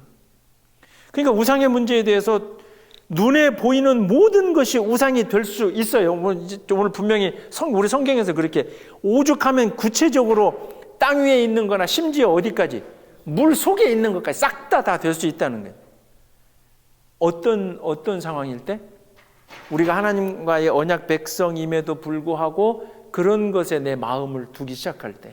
저는 그래서 멀리 있는 그러니까 뭐 멀리 있다기보다 불교는 관두고 우리 카톨릭 제가 이제 그래서 지금 해드린 게 여기 두 번째 이제 카톨릭의 십계명과 우리 십계명의 차이 이제 요 말씀을 드리면서 이제 얘기할 건데 같이 얘기를 해보면 카톨릭의 십계명에서는 두 번째 우상을 섬기지 말라는 계명이 없어요. 제가 적어드린 거 한번 보세요. 카톨릭의 십계명 보세요. 첫 번째, 한 분이신 하나님을 흠숭하라. 그게 이제 뭐 흠숭이라는 단어가 어려운데 이게 이제 경배하라 이런 거고.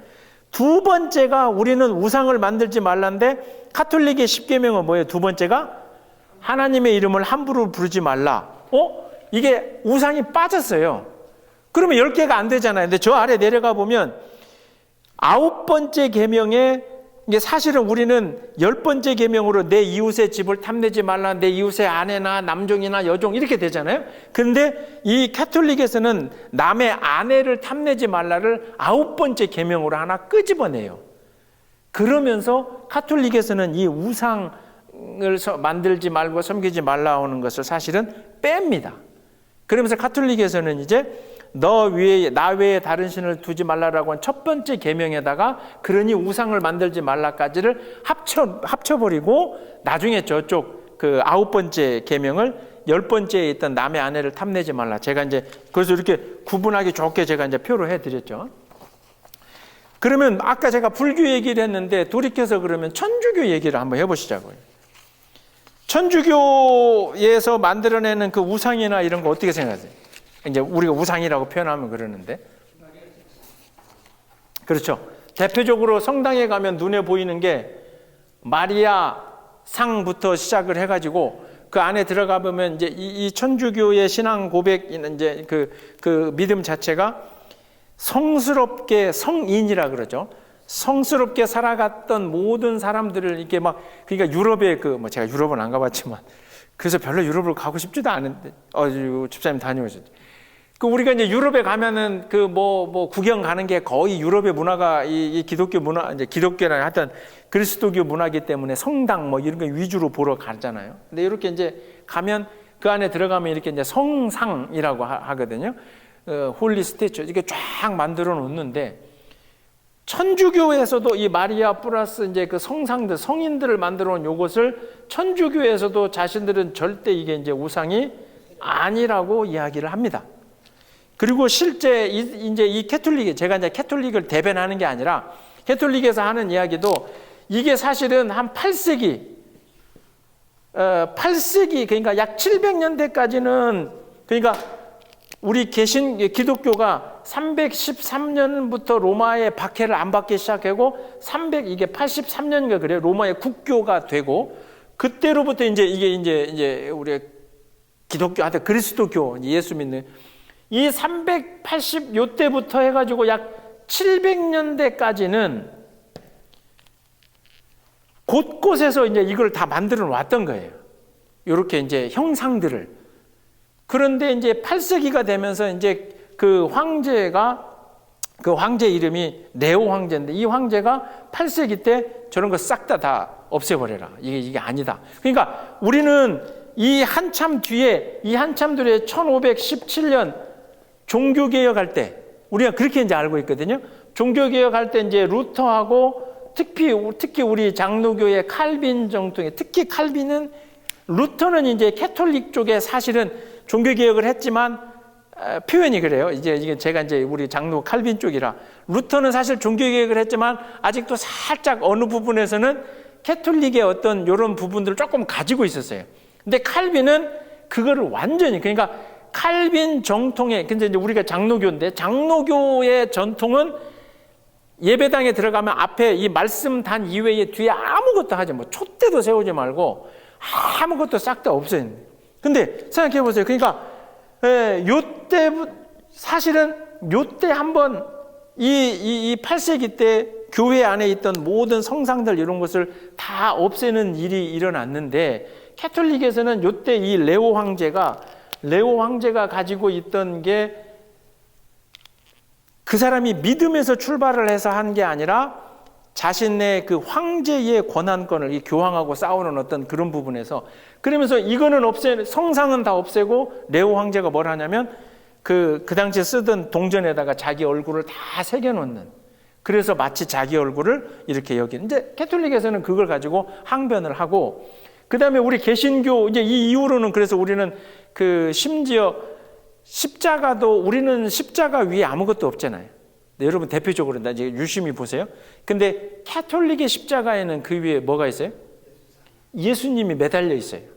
그 유심히 안 보셨죠? 그러니까 딱 구분을 할 때, 이게 캐톨릭에서 만든 십자가구나, 개신교에서 만든 십자가구나, 딱 구분할 때 보면 그 위에 예수의 몸이 달려 있으면 캐톨릭에서 만든 거고.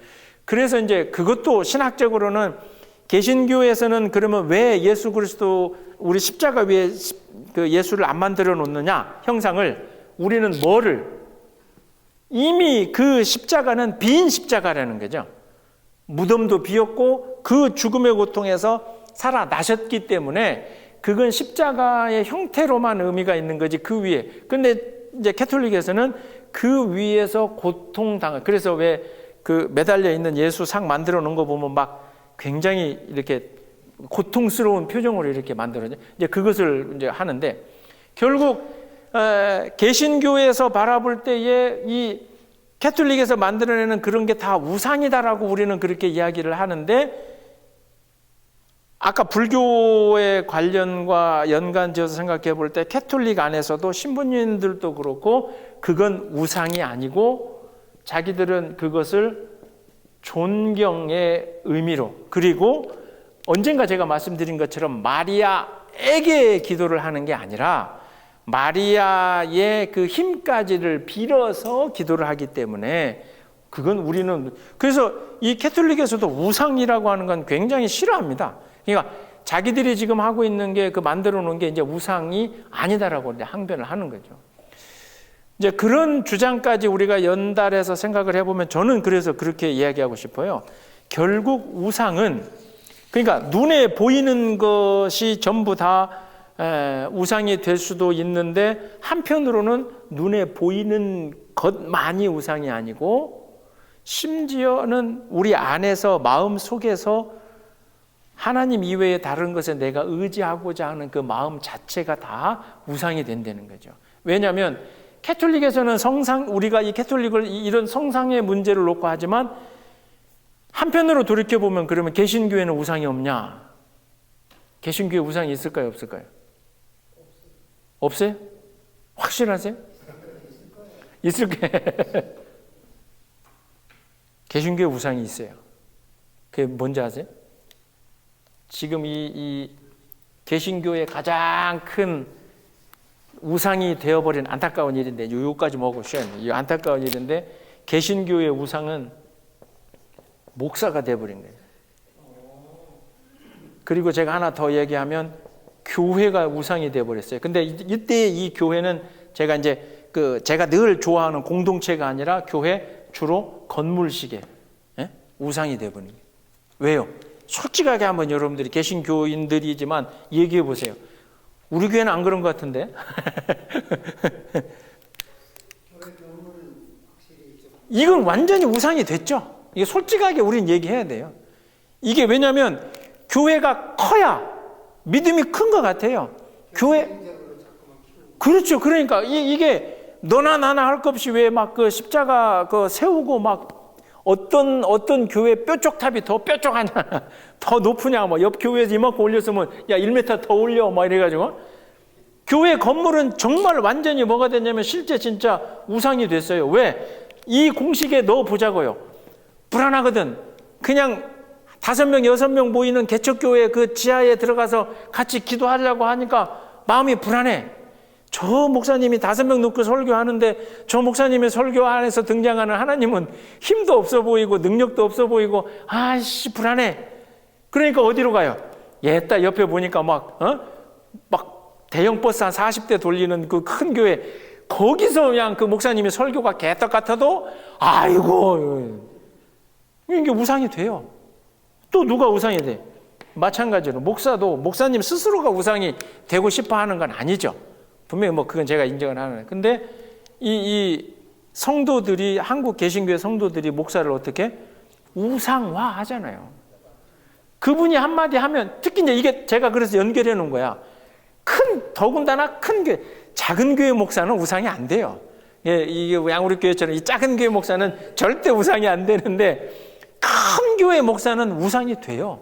그래서 그분 한마디면 교회 역사와 전통과 법이고 뭐고, 큰 교회 하면 그게 결국은 아까 여기다 적어놨던 가나안 땅에 들어가면 바알 또는 뭐 몰록신, 그 풍요를 상징하는 바알, 이게 뭐가 다른 거예요? 교회를 또 자기 자식한테 물려주는 거 그거 자체도 이거 제 끌림 이제 그 집사님 좋은 얘기했어요. 무슨 비즈니스도 아니고 그 자식에게 물려준. 저는 근데 그 세습도, 이 세습은 좋아해요. 저 시골 교회에 그냥 사례비도 못 드려 노인들 5명 앉아있어. 아버지 목사가 목회하다가 이 교회를 닫을 수는 없다.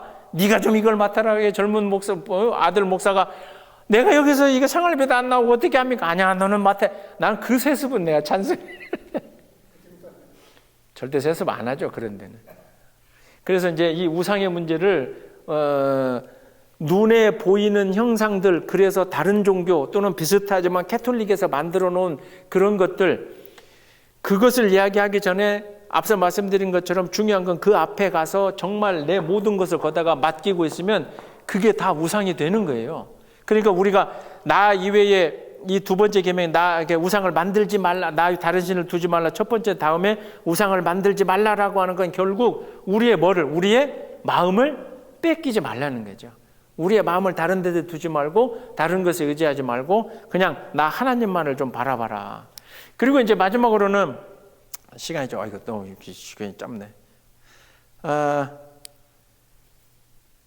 이 계명을 말씀하시면서 하나님이 뭘 이야기하냐면 나는 뭐 하는 하나님이다?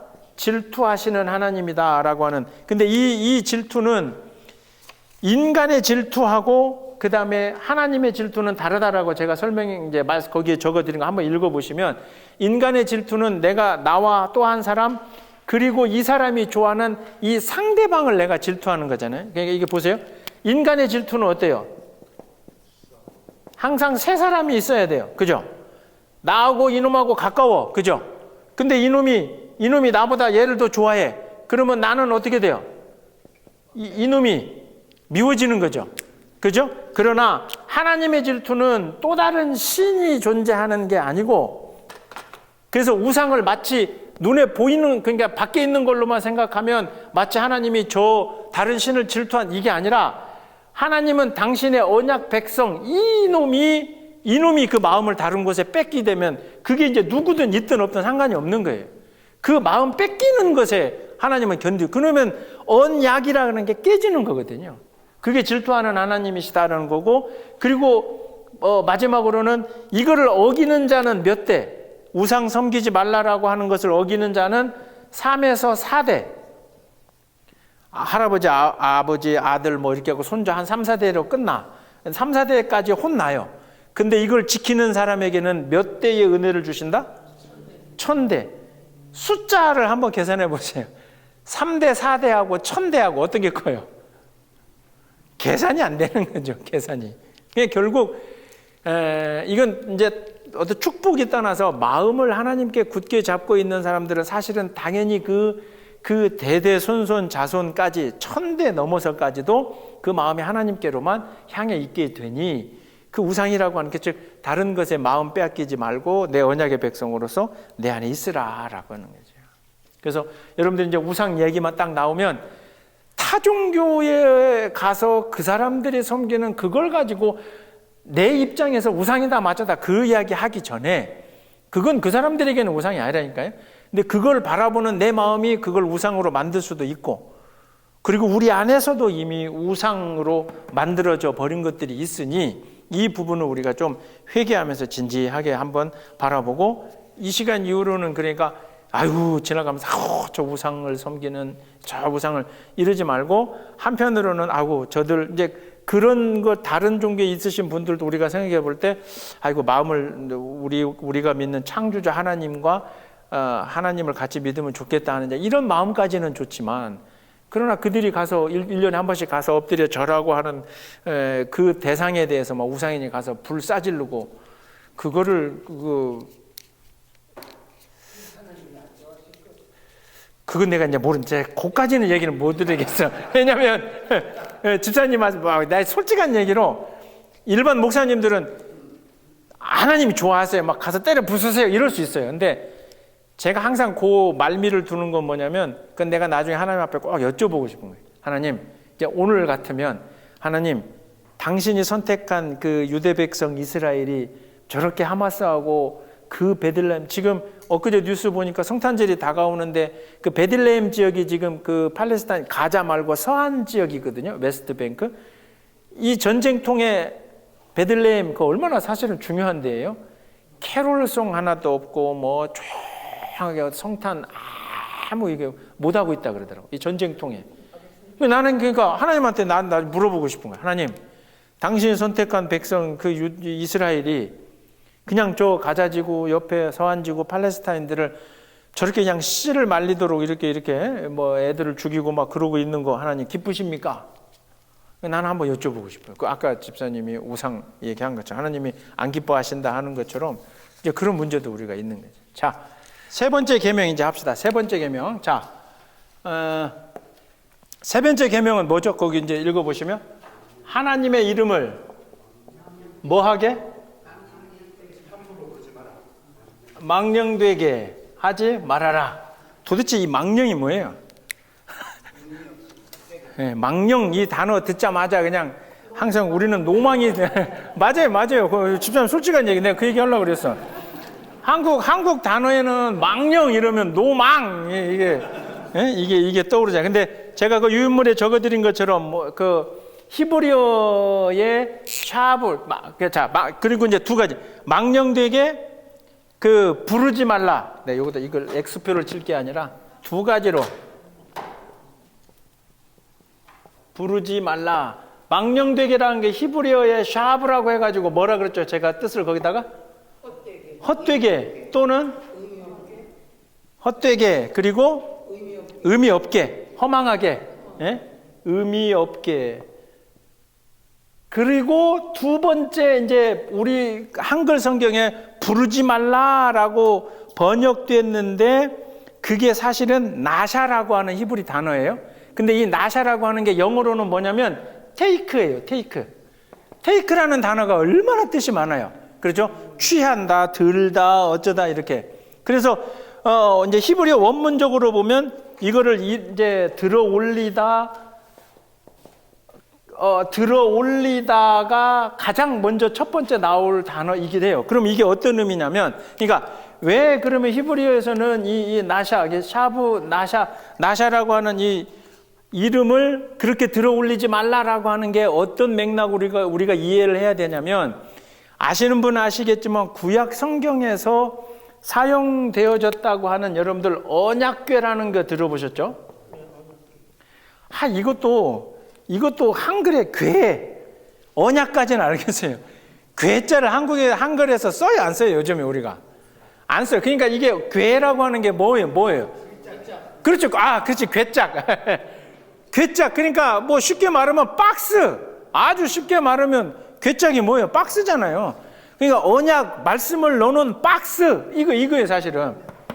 근데 이 언약궤를 같이 연결해서 해보면 이게 어떤 게 이해가 돼요. 제가 적어드린 것처럼 사무엘상 4장 7절부터 8절까지 이제 아직 왕이 세워지기 전에, 그렇죠? 사무엘이니까 그 가나안에 들어가서 왕이 세워지기 전에 이스라엘 민족이 블레셋 사람들하고 전쟁을 하게 됩니다. 근데 전쟁을 했는데 하루는, 제가 짧게 설명드리면 하루는 박살이 나요.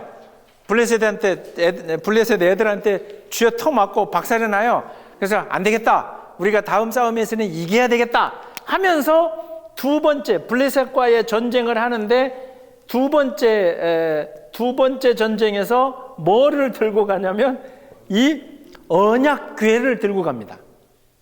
그러니까 말씀드린 것처럼 궤짝 박스. 그게 결국 뭐예요?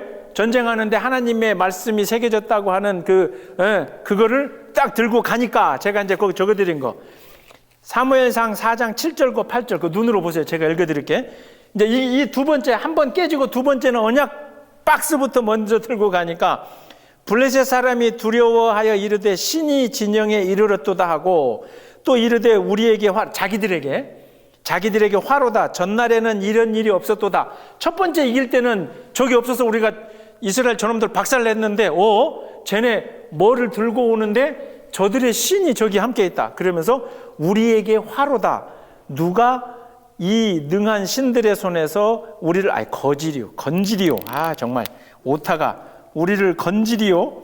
그들은 광야에서 여러 가지 재앙으로 애굽을 친 신들이니라. 그러니까 이 블레셋 사람들은 하나님이 하나인 줄 모르고 하여튼 복수로 신들 이렇게 돼 있지만 이 두 번째 전쟁 싸움을 가면서 하나님의 이제 언약궤인데 그거를 딱 쳐들고 이렇게 가니까 블레셋 사람들이 쫄아가지고 오늘 표현으로 쫄아서 하는 얘기가 큰일 났다. 지난번에는 안 그랬는데 이놈들이 자기들이 이스라엘 쟤네가 믿는 신의 이름을 들고 오는데 그 신이 누구냐면 저 노예들을, 그러니까 가나안 사람들도 소문을 들어서 알아요. 이 땅에 온 저 사람들이 저 애굽에서 노예였다가 아무것도 없이 이 광야에서 40년 있다가 여기까지 밀고 들어오는 걸 보면서 가나안 사람들이 사실 두려워했거든. 그리고 그 이스라엘과 함께하는 야훼 하나님을 앞에 이 블레셋 사람들이 쫄은 거예요, 사실은. 그래서 이렇게 들고 오는, 언약궤를 들고 오는 모습을 보면서 적군의 입에서도, 블레셋 사람의 입에서도 저 이름의 저 하나님은 누구냐면 이스라엘 백성들을 그 애굽에서 이렇게 데리고 나온 그 애굽을 쳐버리고 그 이끌어온 그 하나님이니, 야, 우리가 큰일 났다. 이 블레셋 사람들이 이제 그렇게 되더라는 거죠. 제가 이제 이 이야기를 왜 거기다 이렇게 넣어 드렸냐면, 결국 하나님의 이제 이름 망령되기는 뭐 이해하겠어요. 헛되게 함부로 이렇게 하는 거. 근데 부른다라고 하는 게 꼭 입으로. 그러니까 우리는 이 세 번째 계명을 생각할 때마다 미국 사람들이 이 계명 나 잘 지켜요. 뭐냐면 뭐 오마이 갓 뭐 나 이런 거 안 해요. 뭐 예를 들면 지저스 뭐. 그래서 그런 표현을 또 어느 분들은 뭐 하지 말라고 그러더라고, 영어에서. 근데 하나님의 이름을 망령되게 일컫지 말라라고 할 때 그냥 그 하나님의 이름을 내 입술로, 내 소리로 그냥 이렇게 함부로 하는 게 아니라, 하나님의 이름을 망령되게 들지 말라라고 하는 건 다른 사람들의 앞에서 나로 인해서 하나님의 이름이 찬양이 되어져야 되지. 그렇죠. 혹은 다른 사람들 앞에서 그 하나님이 위대한 하나님이다라고 이렇게 해야 되는 거지. 이걸 뒤집어 놓고 얘기하면 오늘 우리의 신앙생활의 모습을 보면서 저 예수쟁이들 또는 저 하나님, 쟤들이 믿는 하나님은 뭐야? 이렇게 우리가 듣게 된다면 그게 하나님의 이름을 뭐하게? 망령되게 이제 일컫는 거다.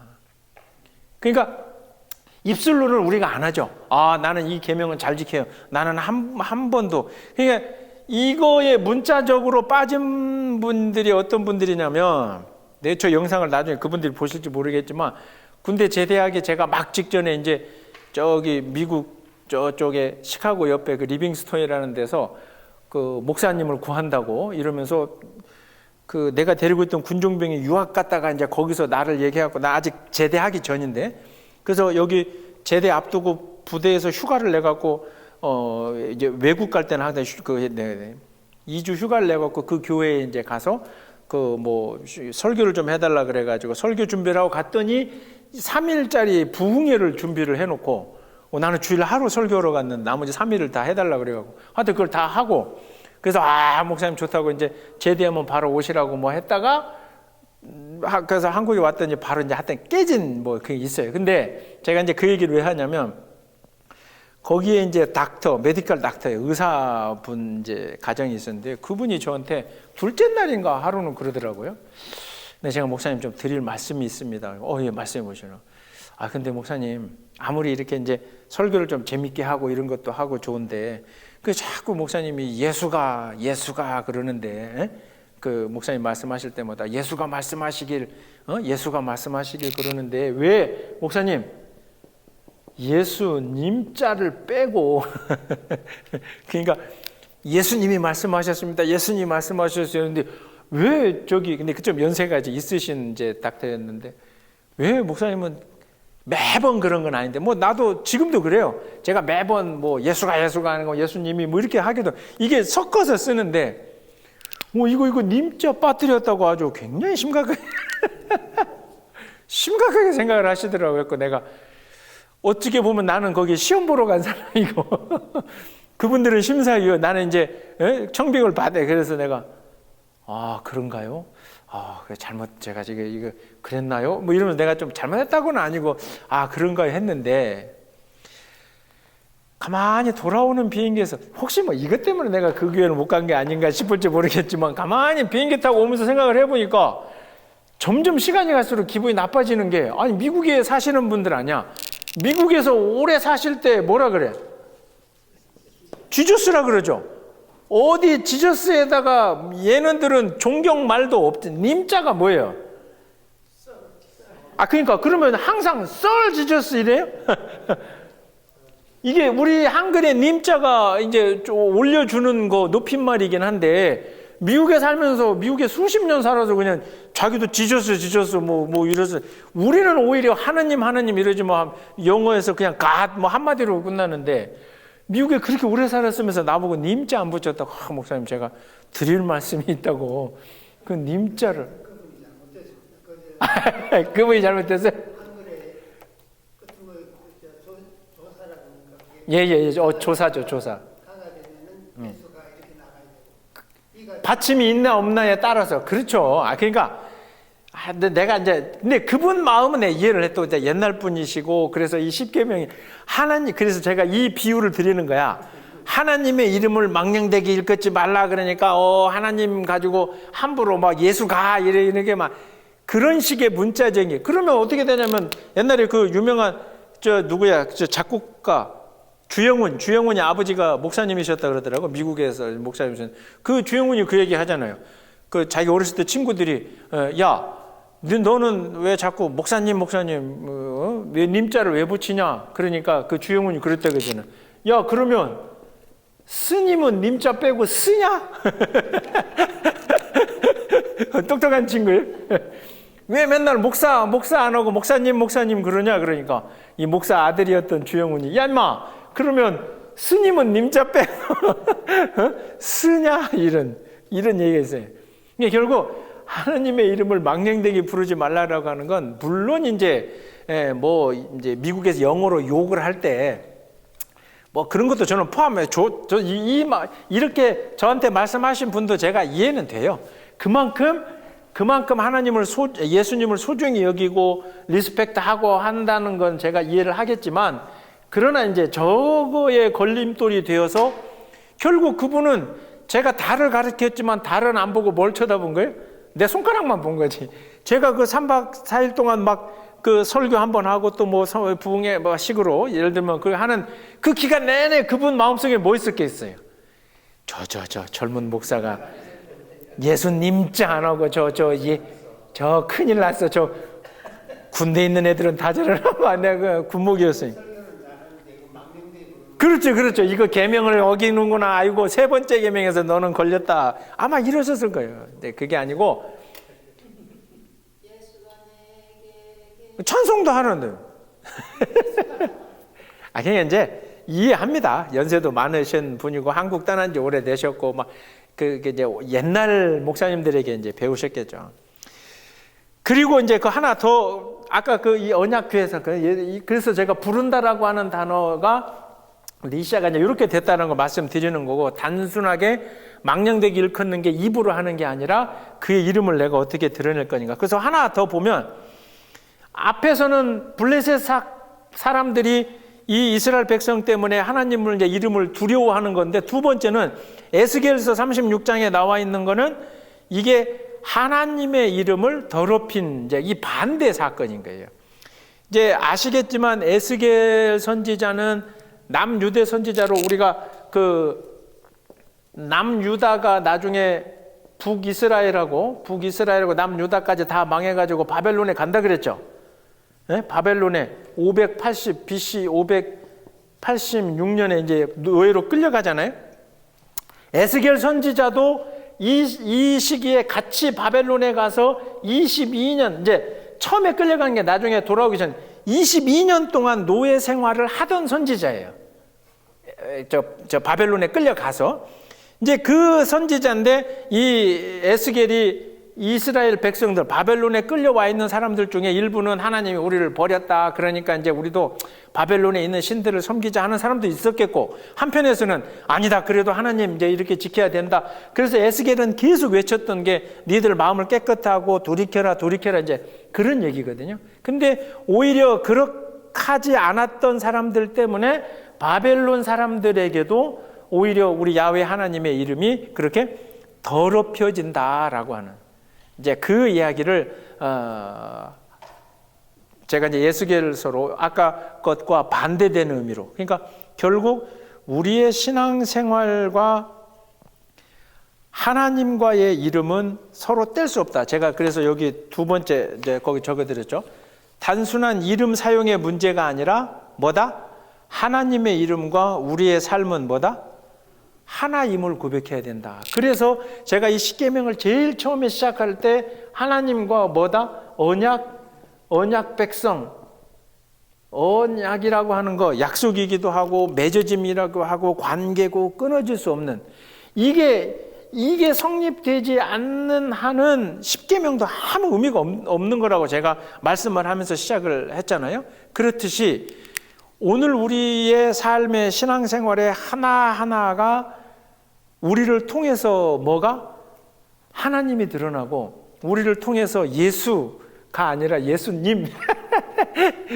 갑자기 진짜 한 십몇 년 전에 그 생각에 내가 비행기 타고 오면서 얼마나 억울했던지 왜 그 앞에서는 아이고 그런 거 아닙니다라고 왜냐면 시험 보러 갔으니까 이제 청빙 받아야 되니까 제가 그 하물며 목사가 설교하면서 예수를 우습게 받겠습니까? 예. 지금도 이제 이거 말하다 보니까 더 그러네. 예수 아무튼 그래서 우리의 모든 신앙생활 하나하나가 이제 그대로 하나님과 연결되어져 있다라고 우리가 생각을 해요.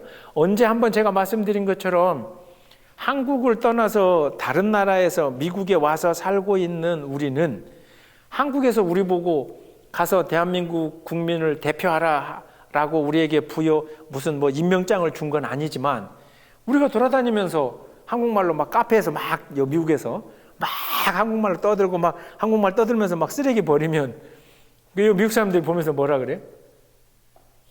싹 다 싸잡아서 저 코리안들 예를 들면 저 코리안들 이렇게 되잖아요. 저는 그것과 똑같다고 생각을 해요. 내가 하나님의 이름을 교회에 와서 높이고 찬양하고 그건 얼마든지 누구나 믿음이 있건 없건 할 수 있어요. 그러나 밖에 나가서 나의 삶을 통해서 단 한 명이라도 아까 그 블레셋 사람들이 그 언약궤를 보고 막 두려워서 하나님을 두려워하듯이 우리의 삶 하나를 보고 다른 사람 단 한 명이라도 야 하나님 참 대단하신 분이네. 저 사람이 원래 저랬던 사람이 아닌데 하나님 믿더니 예를 들면 이런 이야기를 들을 수 있게 된다면 우리가 그 하나님의 이름을 망령되게 일컫지 않고 높여 올리는 거죠.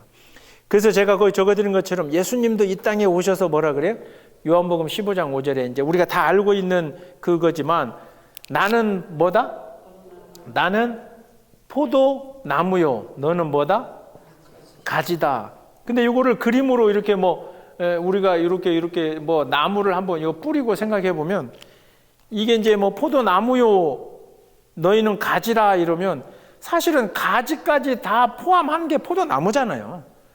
그러냐 구체적으로 따져보면 얘는 가지, 얘는 뿌리 우리가 그렇게 이야기를 하지만 이게 예수님이 나는 포도나무요 라고 하는 것 속에 사실은 가지도 그 안에 이제 다 포함이 되는 거죠.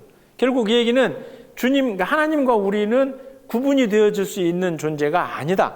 단순하게 너 이거 컨트랙을 맺어서 계약을 맺어서 내 이런 게 아니라 하나님과 언약 백성이라고 하는 이 관계는 분리할 수 없는 그냥 그가 내 안에 내가 그 안에 이제 마지막 날에는 그가 내 안에 그 요한복음 14장 20절에 그날에는 그 마지막 날에는 내가 아버지 안에 너희가 내 안에 내가 너희 안에 싹 다 그냥 하나가 이렇게 될 거다라고 하는 게 예수님의 그 요한복음 14장 20절 말씀이기도 하고 결국 우리의 모든 그 삶의 형태 하나하나가 다 하나님의 이름을 높일 수 있고 반대로 나의 삶을 인해서 하나님의 이름이 어떻게 돼요?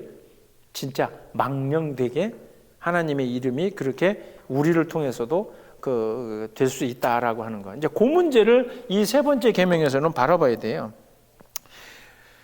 그리고 이제 고린도전서 12장 12절에서는 이제 교회를 놓고도 마찬가지로 바울이 그렇게 이야기하죠. 교회를 놓고는 뭐라 그래요? 하나의 지체다. 네? 나는 몸이요. 그 몸은 하나인데 지체가 많고.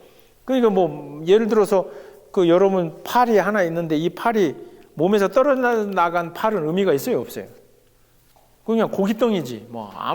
근데 몸에 붙어 있을 때 이게 이제 손가락도 하고 이러죠. 이게 만약에 몸에서 떨어져 나가면 정말 그 썩는 이제 고깃덩이밖에 되지 않는 것처럼 하나님의 이름이 우리의 신앙생활을 통해서 그대로 올려진다. 자, 그러면서 제가 이제 우리 크리스찬들이 때로는 의식하지 못한 채로 이 계명을 어기는 일들 중에 제가 대표적인 걸 하나를 거기를 적어봤어요. 빌립보서 4장 13절 좋은 말씀이죠. 뭐라 그래? 여러분 성경을 가지고 있으니까 이거 빌립보서는 한번 가봅시다. 그 현장을. 빌립보서 4장 13절을 이렇게 한번 펴놔 보세요. 빌립보서 신약성경 4장 13절. 322페이지 제 성경으로. 신약성경 322페이지 맞나요? 페이지? 네. 거기서 빌립보서 4장 13절 제가 이제 유인물에도 적어 드렸는데 같이 한번 읽어볼까요?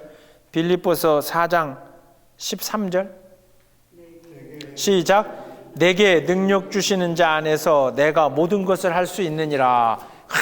얼마나 좋아요. 대단하죠? 에? 그런데 그 13절 위로 조금 올라가 보세요. 10절부터 보세요. 10절부터 눈으로 보세요. 바울이 이렇게 얘기합니다. 내가 주 안에서 크게 기뻐하면 너희가 나를 생각하던 것이 이제 다시 싹이 나미니 너희가 또한 이를 위하여 생각은 하였으나 기회가 없었느니라. 이제 감옥에 있는 바울을 빌립보 교인들이 걱정해 주니까 그거에 대한 이제 편지 답기거든요. 근데 11절에 바울이 내가 궁핍함으로 말하는 것이 아니니라. 어떤 형편에든지 나는 자족하기를 배웠노니 나는 비천에 처할 줄도 알고 풍부에 처할 줄도 알아. 모든 일, 곧 배부름과 배고픔과 풍부와 궁핍에도 처할 줄 아는 일체의 비결을 배웠노라. 그러니까 빌립보서 4장 13절만 딱 떼어 읽으면 내게 뭐 주시는 자? 내게 능력 주시는 자 안에서 내가 뭐를? 모든 것을 다 할 수 있다. 요것만 딱 떼서 놓고 보면 그렇지. 내게 능력 주시는 하나님이 내 능력 주면 내가 이게 못할 게 뭐 있어. 근데 이 이야기를 한 바울은 지금 이 빌립보 교인들에게 4장 10절부터 보면 감옥에서 지금 이제 옥고를 치르고 있는 바울에게 이제 빌립보 교인들이 염려도 되고 하여튼 이런 그 과정 속에서 바울이 지금 하는 게 뭐냐면 내가 하나님의 그러니까 주님의 이름 때문에 지금 뭐를 당해요? 고난과 고통, 뭐 비참함, 이 모든 것에 내가 처해 있을지라도 그것마저도 내가 다 감당할 수 있다. 왜? 내게 능력 주시는 자 안에서 내가 모든 것을 할 수 있으니까. 결국 이 이야기는 어떤 얘기냐면 그냥 우리가 다른 사람에게 이제 뭔가 막 큰 일을 앞두고 있는 사람에게 내게 하나님 믿으면 주님 믿으면 너 인마 일 다 잘 돼. 근데 솔직하게 이 말씀은 그렇게 잘라서 그렇게만 사용할 게 아니라 어떻게 보면 이 어려움 가운데서도 그러니까 그 어려움에서도 흔들리지 않고 믿음을 저버리거나 등지지 않고 지금 아무도 알아주지 않는 고통과 고난과 비참함과 처참함 안에 있다 할지라도 내가 이걸 견뎌낼 수 있는 유일한 힘이 어디에서 나온다? 다른 사람들은 이걸 견디지 못해서 등 돌리고 죽거나 뭐 떠나가고 할지 모르지만 나는 이걸 견딜 수 있다. 왜? 뭐 때문에? 내게 능력 주시는 자 그 안에서 내가 모든 것을 할 수 있으니까. 제가 이제 이 이야기를 왜 하냐면 지난주 성서주의이기도 한데 이제 성경을 우리가 이 성경에 대해서 할 얘기가 많지만 세계에서 제일 많이 팔린 책이잖아요. 근데 성경은 여러분이 마음을 어떻게 먹느냐에 따라서 딱 펼쳐갖고 그 성경 말씀에 비춰서 사람을 가서 패 죽일 수도 있고 성경 어디를 비냐에 따라서 그리고 반대로 그 누군가를 막 이렇게 사랑하고자 하는 막 그런 마음이 있는 사람 성경 펴면 또 다 그게 되고 굉장히 가슴 아픈 일이 있어서 위로받고 싶은 마음으로 쫙 보면 또 찾아보면 이게 위로가 되기도 하고 결국은 성경을 바라보는 우리의 마음과 시선은 그냥 성경을 가지고 내가 나에게 쓰려고 내 마음대로 갖다 할 게 아니고 우리가 이 성경 안으로 사실은 들어가야 되는 거예요. 그러니까 성경에서 하는 이야기 속에 내가 들어가야 되지 내 이야기를 하기 위해서 성경을 끌어다가 얘기를 하면 안 돼요. 한 국회의원이 당신이 이제 출마를 안 하겠다 이러면서 아버지 묘소에 가서 이제 뭐 이렇게 했다고 하면서 빌립보 4장. 근데 그분은 이제 그걸 정치적인 그걸 떠나서 그러니까 저는 그렇게 생각해요. 저는 뭐 생각하냐면 이 정치하는 분들은 가능하면 성경 이야기를 안 하셨으면 좋겠어요. 그러니까 이게 왜냐하면 아니 정치인들이 신앙을 가질 수 있죠. 그래서 예배도 드려야 돼요. 근데 정치라고 하는 게 뭐예요? 반드시 A파가 있고 B파가 있잖아요. 그죠? 정치는 이게 공산당이 아닌 이상 공산당은 A, B가 없죠. 그냥 당이 하나니까 싹 다 이놈의 새끼들 하나지만 아무리 이쪽에서 아무리 좋은 정치인 이쪽에서 욕해 안 해요? 욕해요. 마찬가지로 이쪽에서 아무리 좋은 정치인 욕해 안 해요? 욕해요. 근데 이쪽에서 한 이분이 이제 내가 요런 결정을 했는데 내가 성경에 보니까 그렇게 됐더라. 그러면 다른 편에서는 뭐라고 생각하겠어요? 저놈 새끼가 그 성경을 갖다 걷다 쓰네? 이걸 딱 뒤집어서 반대로도 똑같은 거예요. 그래서 이제 끝나셨지만 이명박 대통령님이 막 서울을 하나님 앞에 드린다. 하나님이 서울 필요 없어요. 괜히 그 소리를 해가 이제 그게 이제 우리는 알잖아요. 장로님이시고 그게 이제 어떤 의미인지는 알지만 우리 크리스찬들끼리는 알죠. 그거는. 근데 그거를 오히려 거꾸로 다른 사람들이 보면 그 뭐야 저게 왜 하나님이 뭐고 하나님은 가만히 계셨는데 그냥 그 정치인들 때문에 하나님이 손가락질다. 나는 그게 더 열받는 거예요. 그러니까 언제 하나님이 야 서울을 나한테 바쳐라 하신 적도 없고.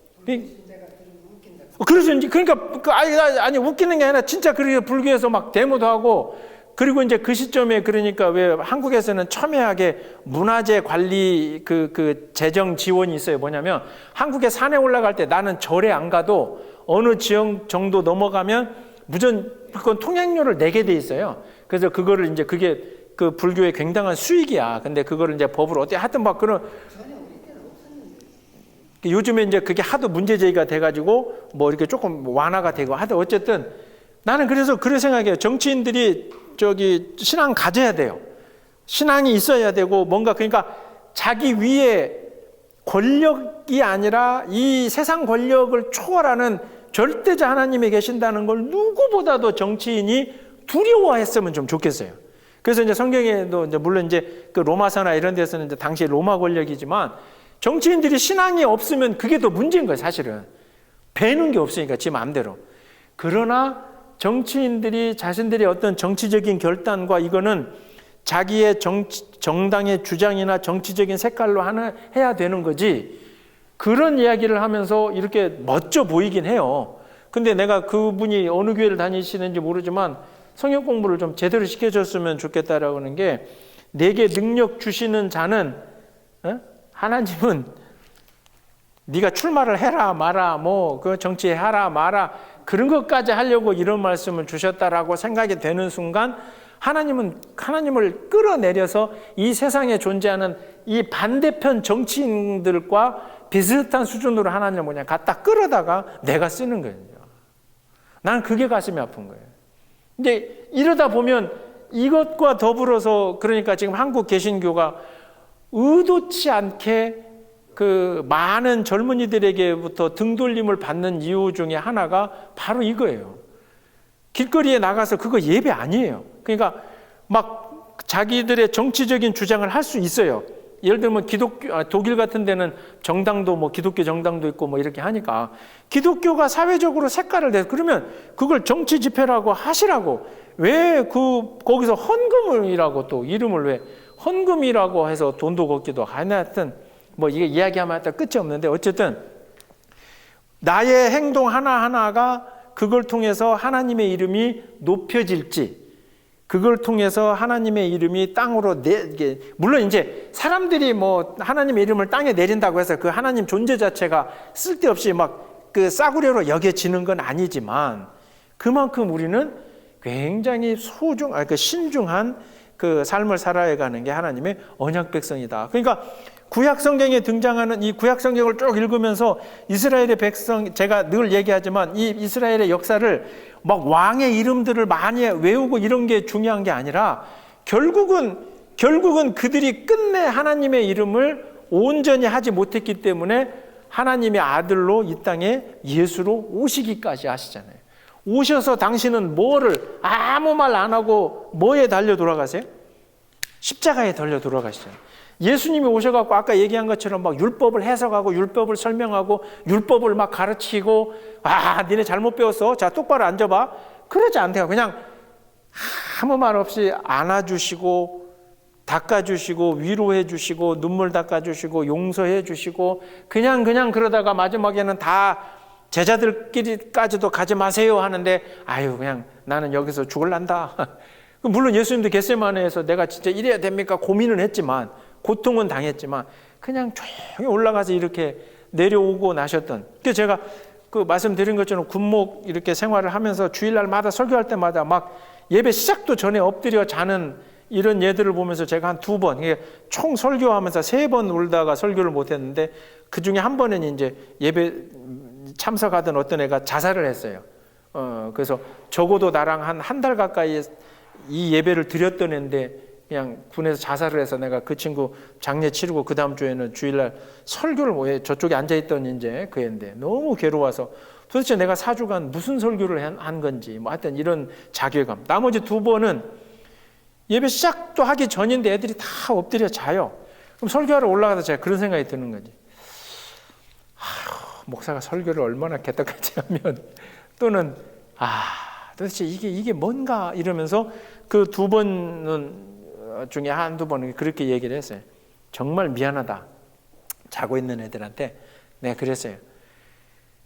너희들이 이제 이 예배, 기독교라고 하는 종교의 예배의 형식, 그리고 목사의 설교 시간, 이런 것이 힘들고 괴롭다는 거 내가 그건 이해를 하는데 혹 엎드려 자더라도 마음속으로 예수는 욕하지 말아라. 마음속으로 하나님은 욕하지 말아라. 그 예수님과 하나님을 똑바로 전하지 못하는 목사의 문제지, 너희들이 앉아가지고 예수를 욕하고 하나님을 욕하고 그 막 짜증나는 그 얼굴 표정에서 읽혀지는 예수를 욕하고 하나님을 욕해서는 안 된다. 이 땅에 오신 예수는 누군가에게 단 한 사람의 누군가에게도 욕먹을 짓을 하신 분도 아니고 모든 예수를 따라다니는 사람들에게 이웃과 사랑하라 그랬지. 그러면서 당신도 마지막에 그렇게 죽었는데 단 어떤 사람들에게도 손가락질의 대상이 될 사람이 아닌데 그 예수를 내가 똑바로 전하지 못해서 니들이 이러는 것 같은데 절대 예수는 욕하지 말아라. 하나님은 욕하지 말아라. 그리고 하여튼 그렇게 2번 정도는 제가 설교를 못하고 주일날 그냥 그래 실컷 자다 가라 그렇게 하고 가슴을 치면서 이제 내려온 적이 있는데 바로 그런 거예요.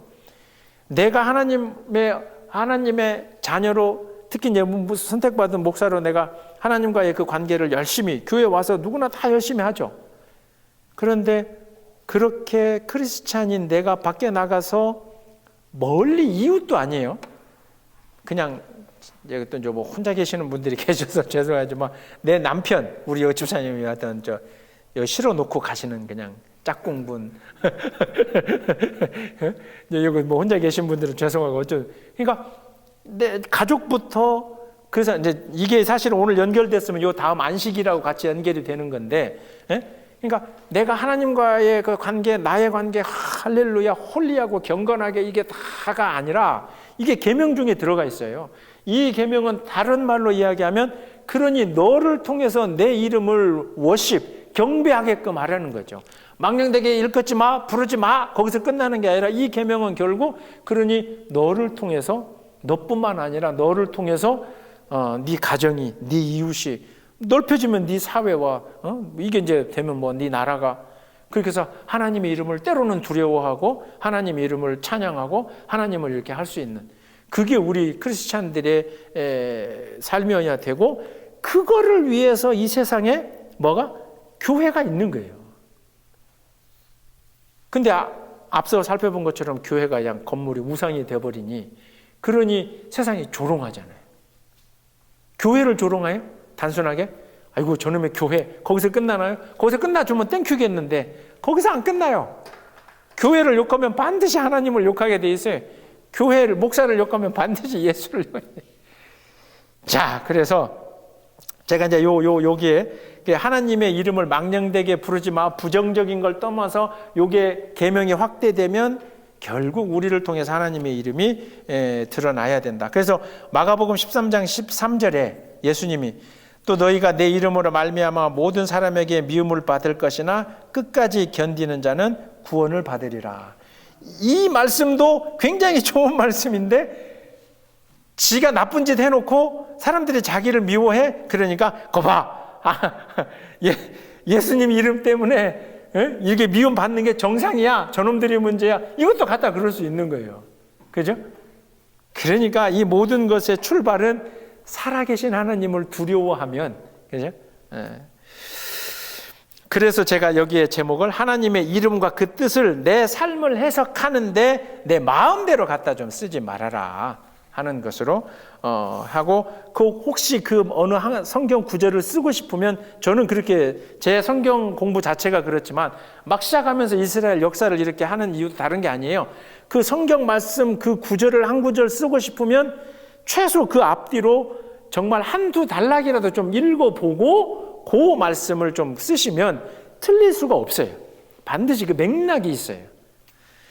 자, 그래서 여러분의 삶을 통해서, 양우리교회를 통해서 그 하나님의 이름이 이제 경배되어지시기를 바라는 마음으로 요까지 하고, 원래 이게 말이 많아가지고 안식일부터 사실은 여기까지가 이제 하나님과 그 관계고, 이제 부모, 이제 안식일 넘어서 부모부터가 이제 그 이웃과의 관계인데, 어쩔 수 없이 다음 시간에 안식일부터 해가지고 부모를 공경하라 해서 다음 시간 가능하면 끝내든지. 그래서 12월 마지막 주에는 목요일날 성경 공부 하셨던 분들끼리 우리끼리 파티를 해야, 책거리를 하든지, 일단 다음 주에 한 번 더 하고 우리 그건 생각을 한번 해보시죠. 다음 주에 다 끝나면 12월 마지막 주에 우리끼리 뭘 좀 준비해서 책거리를 하고, 그렇지 않으면 다음 주에 하고 그 마지막 주에 조금 한 시간만 하고 뭐 책거리를 하든지, 그건 좀 고민을 해보세요. 저 목요일날 이 영상 보시는 분들이 약 올라서 마지막에 오도록 목요일날 목요 성경공 나눔 책거리를 어떻게 할 건가? 장로님 계시니까 교회에서 지원해 줄 거라 내가 확신을 하고, 여기 교인수 상당수가 와 있으니까 우리끼리 뭐 여기서 파티 해야죠. 파티라도 하고. 요걸 영상을 보시고 열받는 분들은 12월 마지막 주에 오도록 이제 인도를 하시자고요. 자, 다른 질문 없으면 오늘 제가 이야기가 너무 많았다. 제가 기도하고 마치도록 하겠습니다. 하나님 감사합니다. 십계명을 살펴보면서 연약한 마음 때문에, 불안한 마음 때문에, 근심과 걱정이 되는 마음 때문에 내 마음속에서부터 만들어지는 우상을, 그리고 그 우상이라고 하는 존재에 내 마음을 빼앗기지 않는 저희들이 되게 하여 주시옵소서. 또한 하나님의 이름을, 저희들의 삶을 통해서 하나님의 이름이 경배되어지고 찬양되어져야 될 것인데, 저희들의 신앙생활의 모습 때문에, 저희들의 삶의 모습 때문에 하나님의 이름이 혹시 가벼이 여겨지는 것은 아닌가, 저희들 스스로를 다시 한번 돌이켜보게 하여 주시옵고, 유일하신 창조주 하나님의 이름이 저희의 삶을 통해서 온전히 공경의 대상이 될 수 있도록 저희들의 신앙을 붙잡아 주시고 함께하여 주실 줄 믿으며 이 모든 말씀 예수님 이름으로 기도드리옵나이다. 아멘.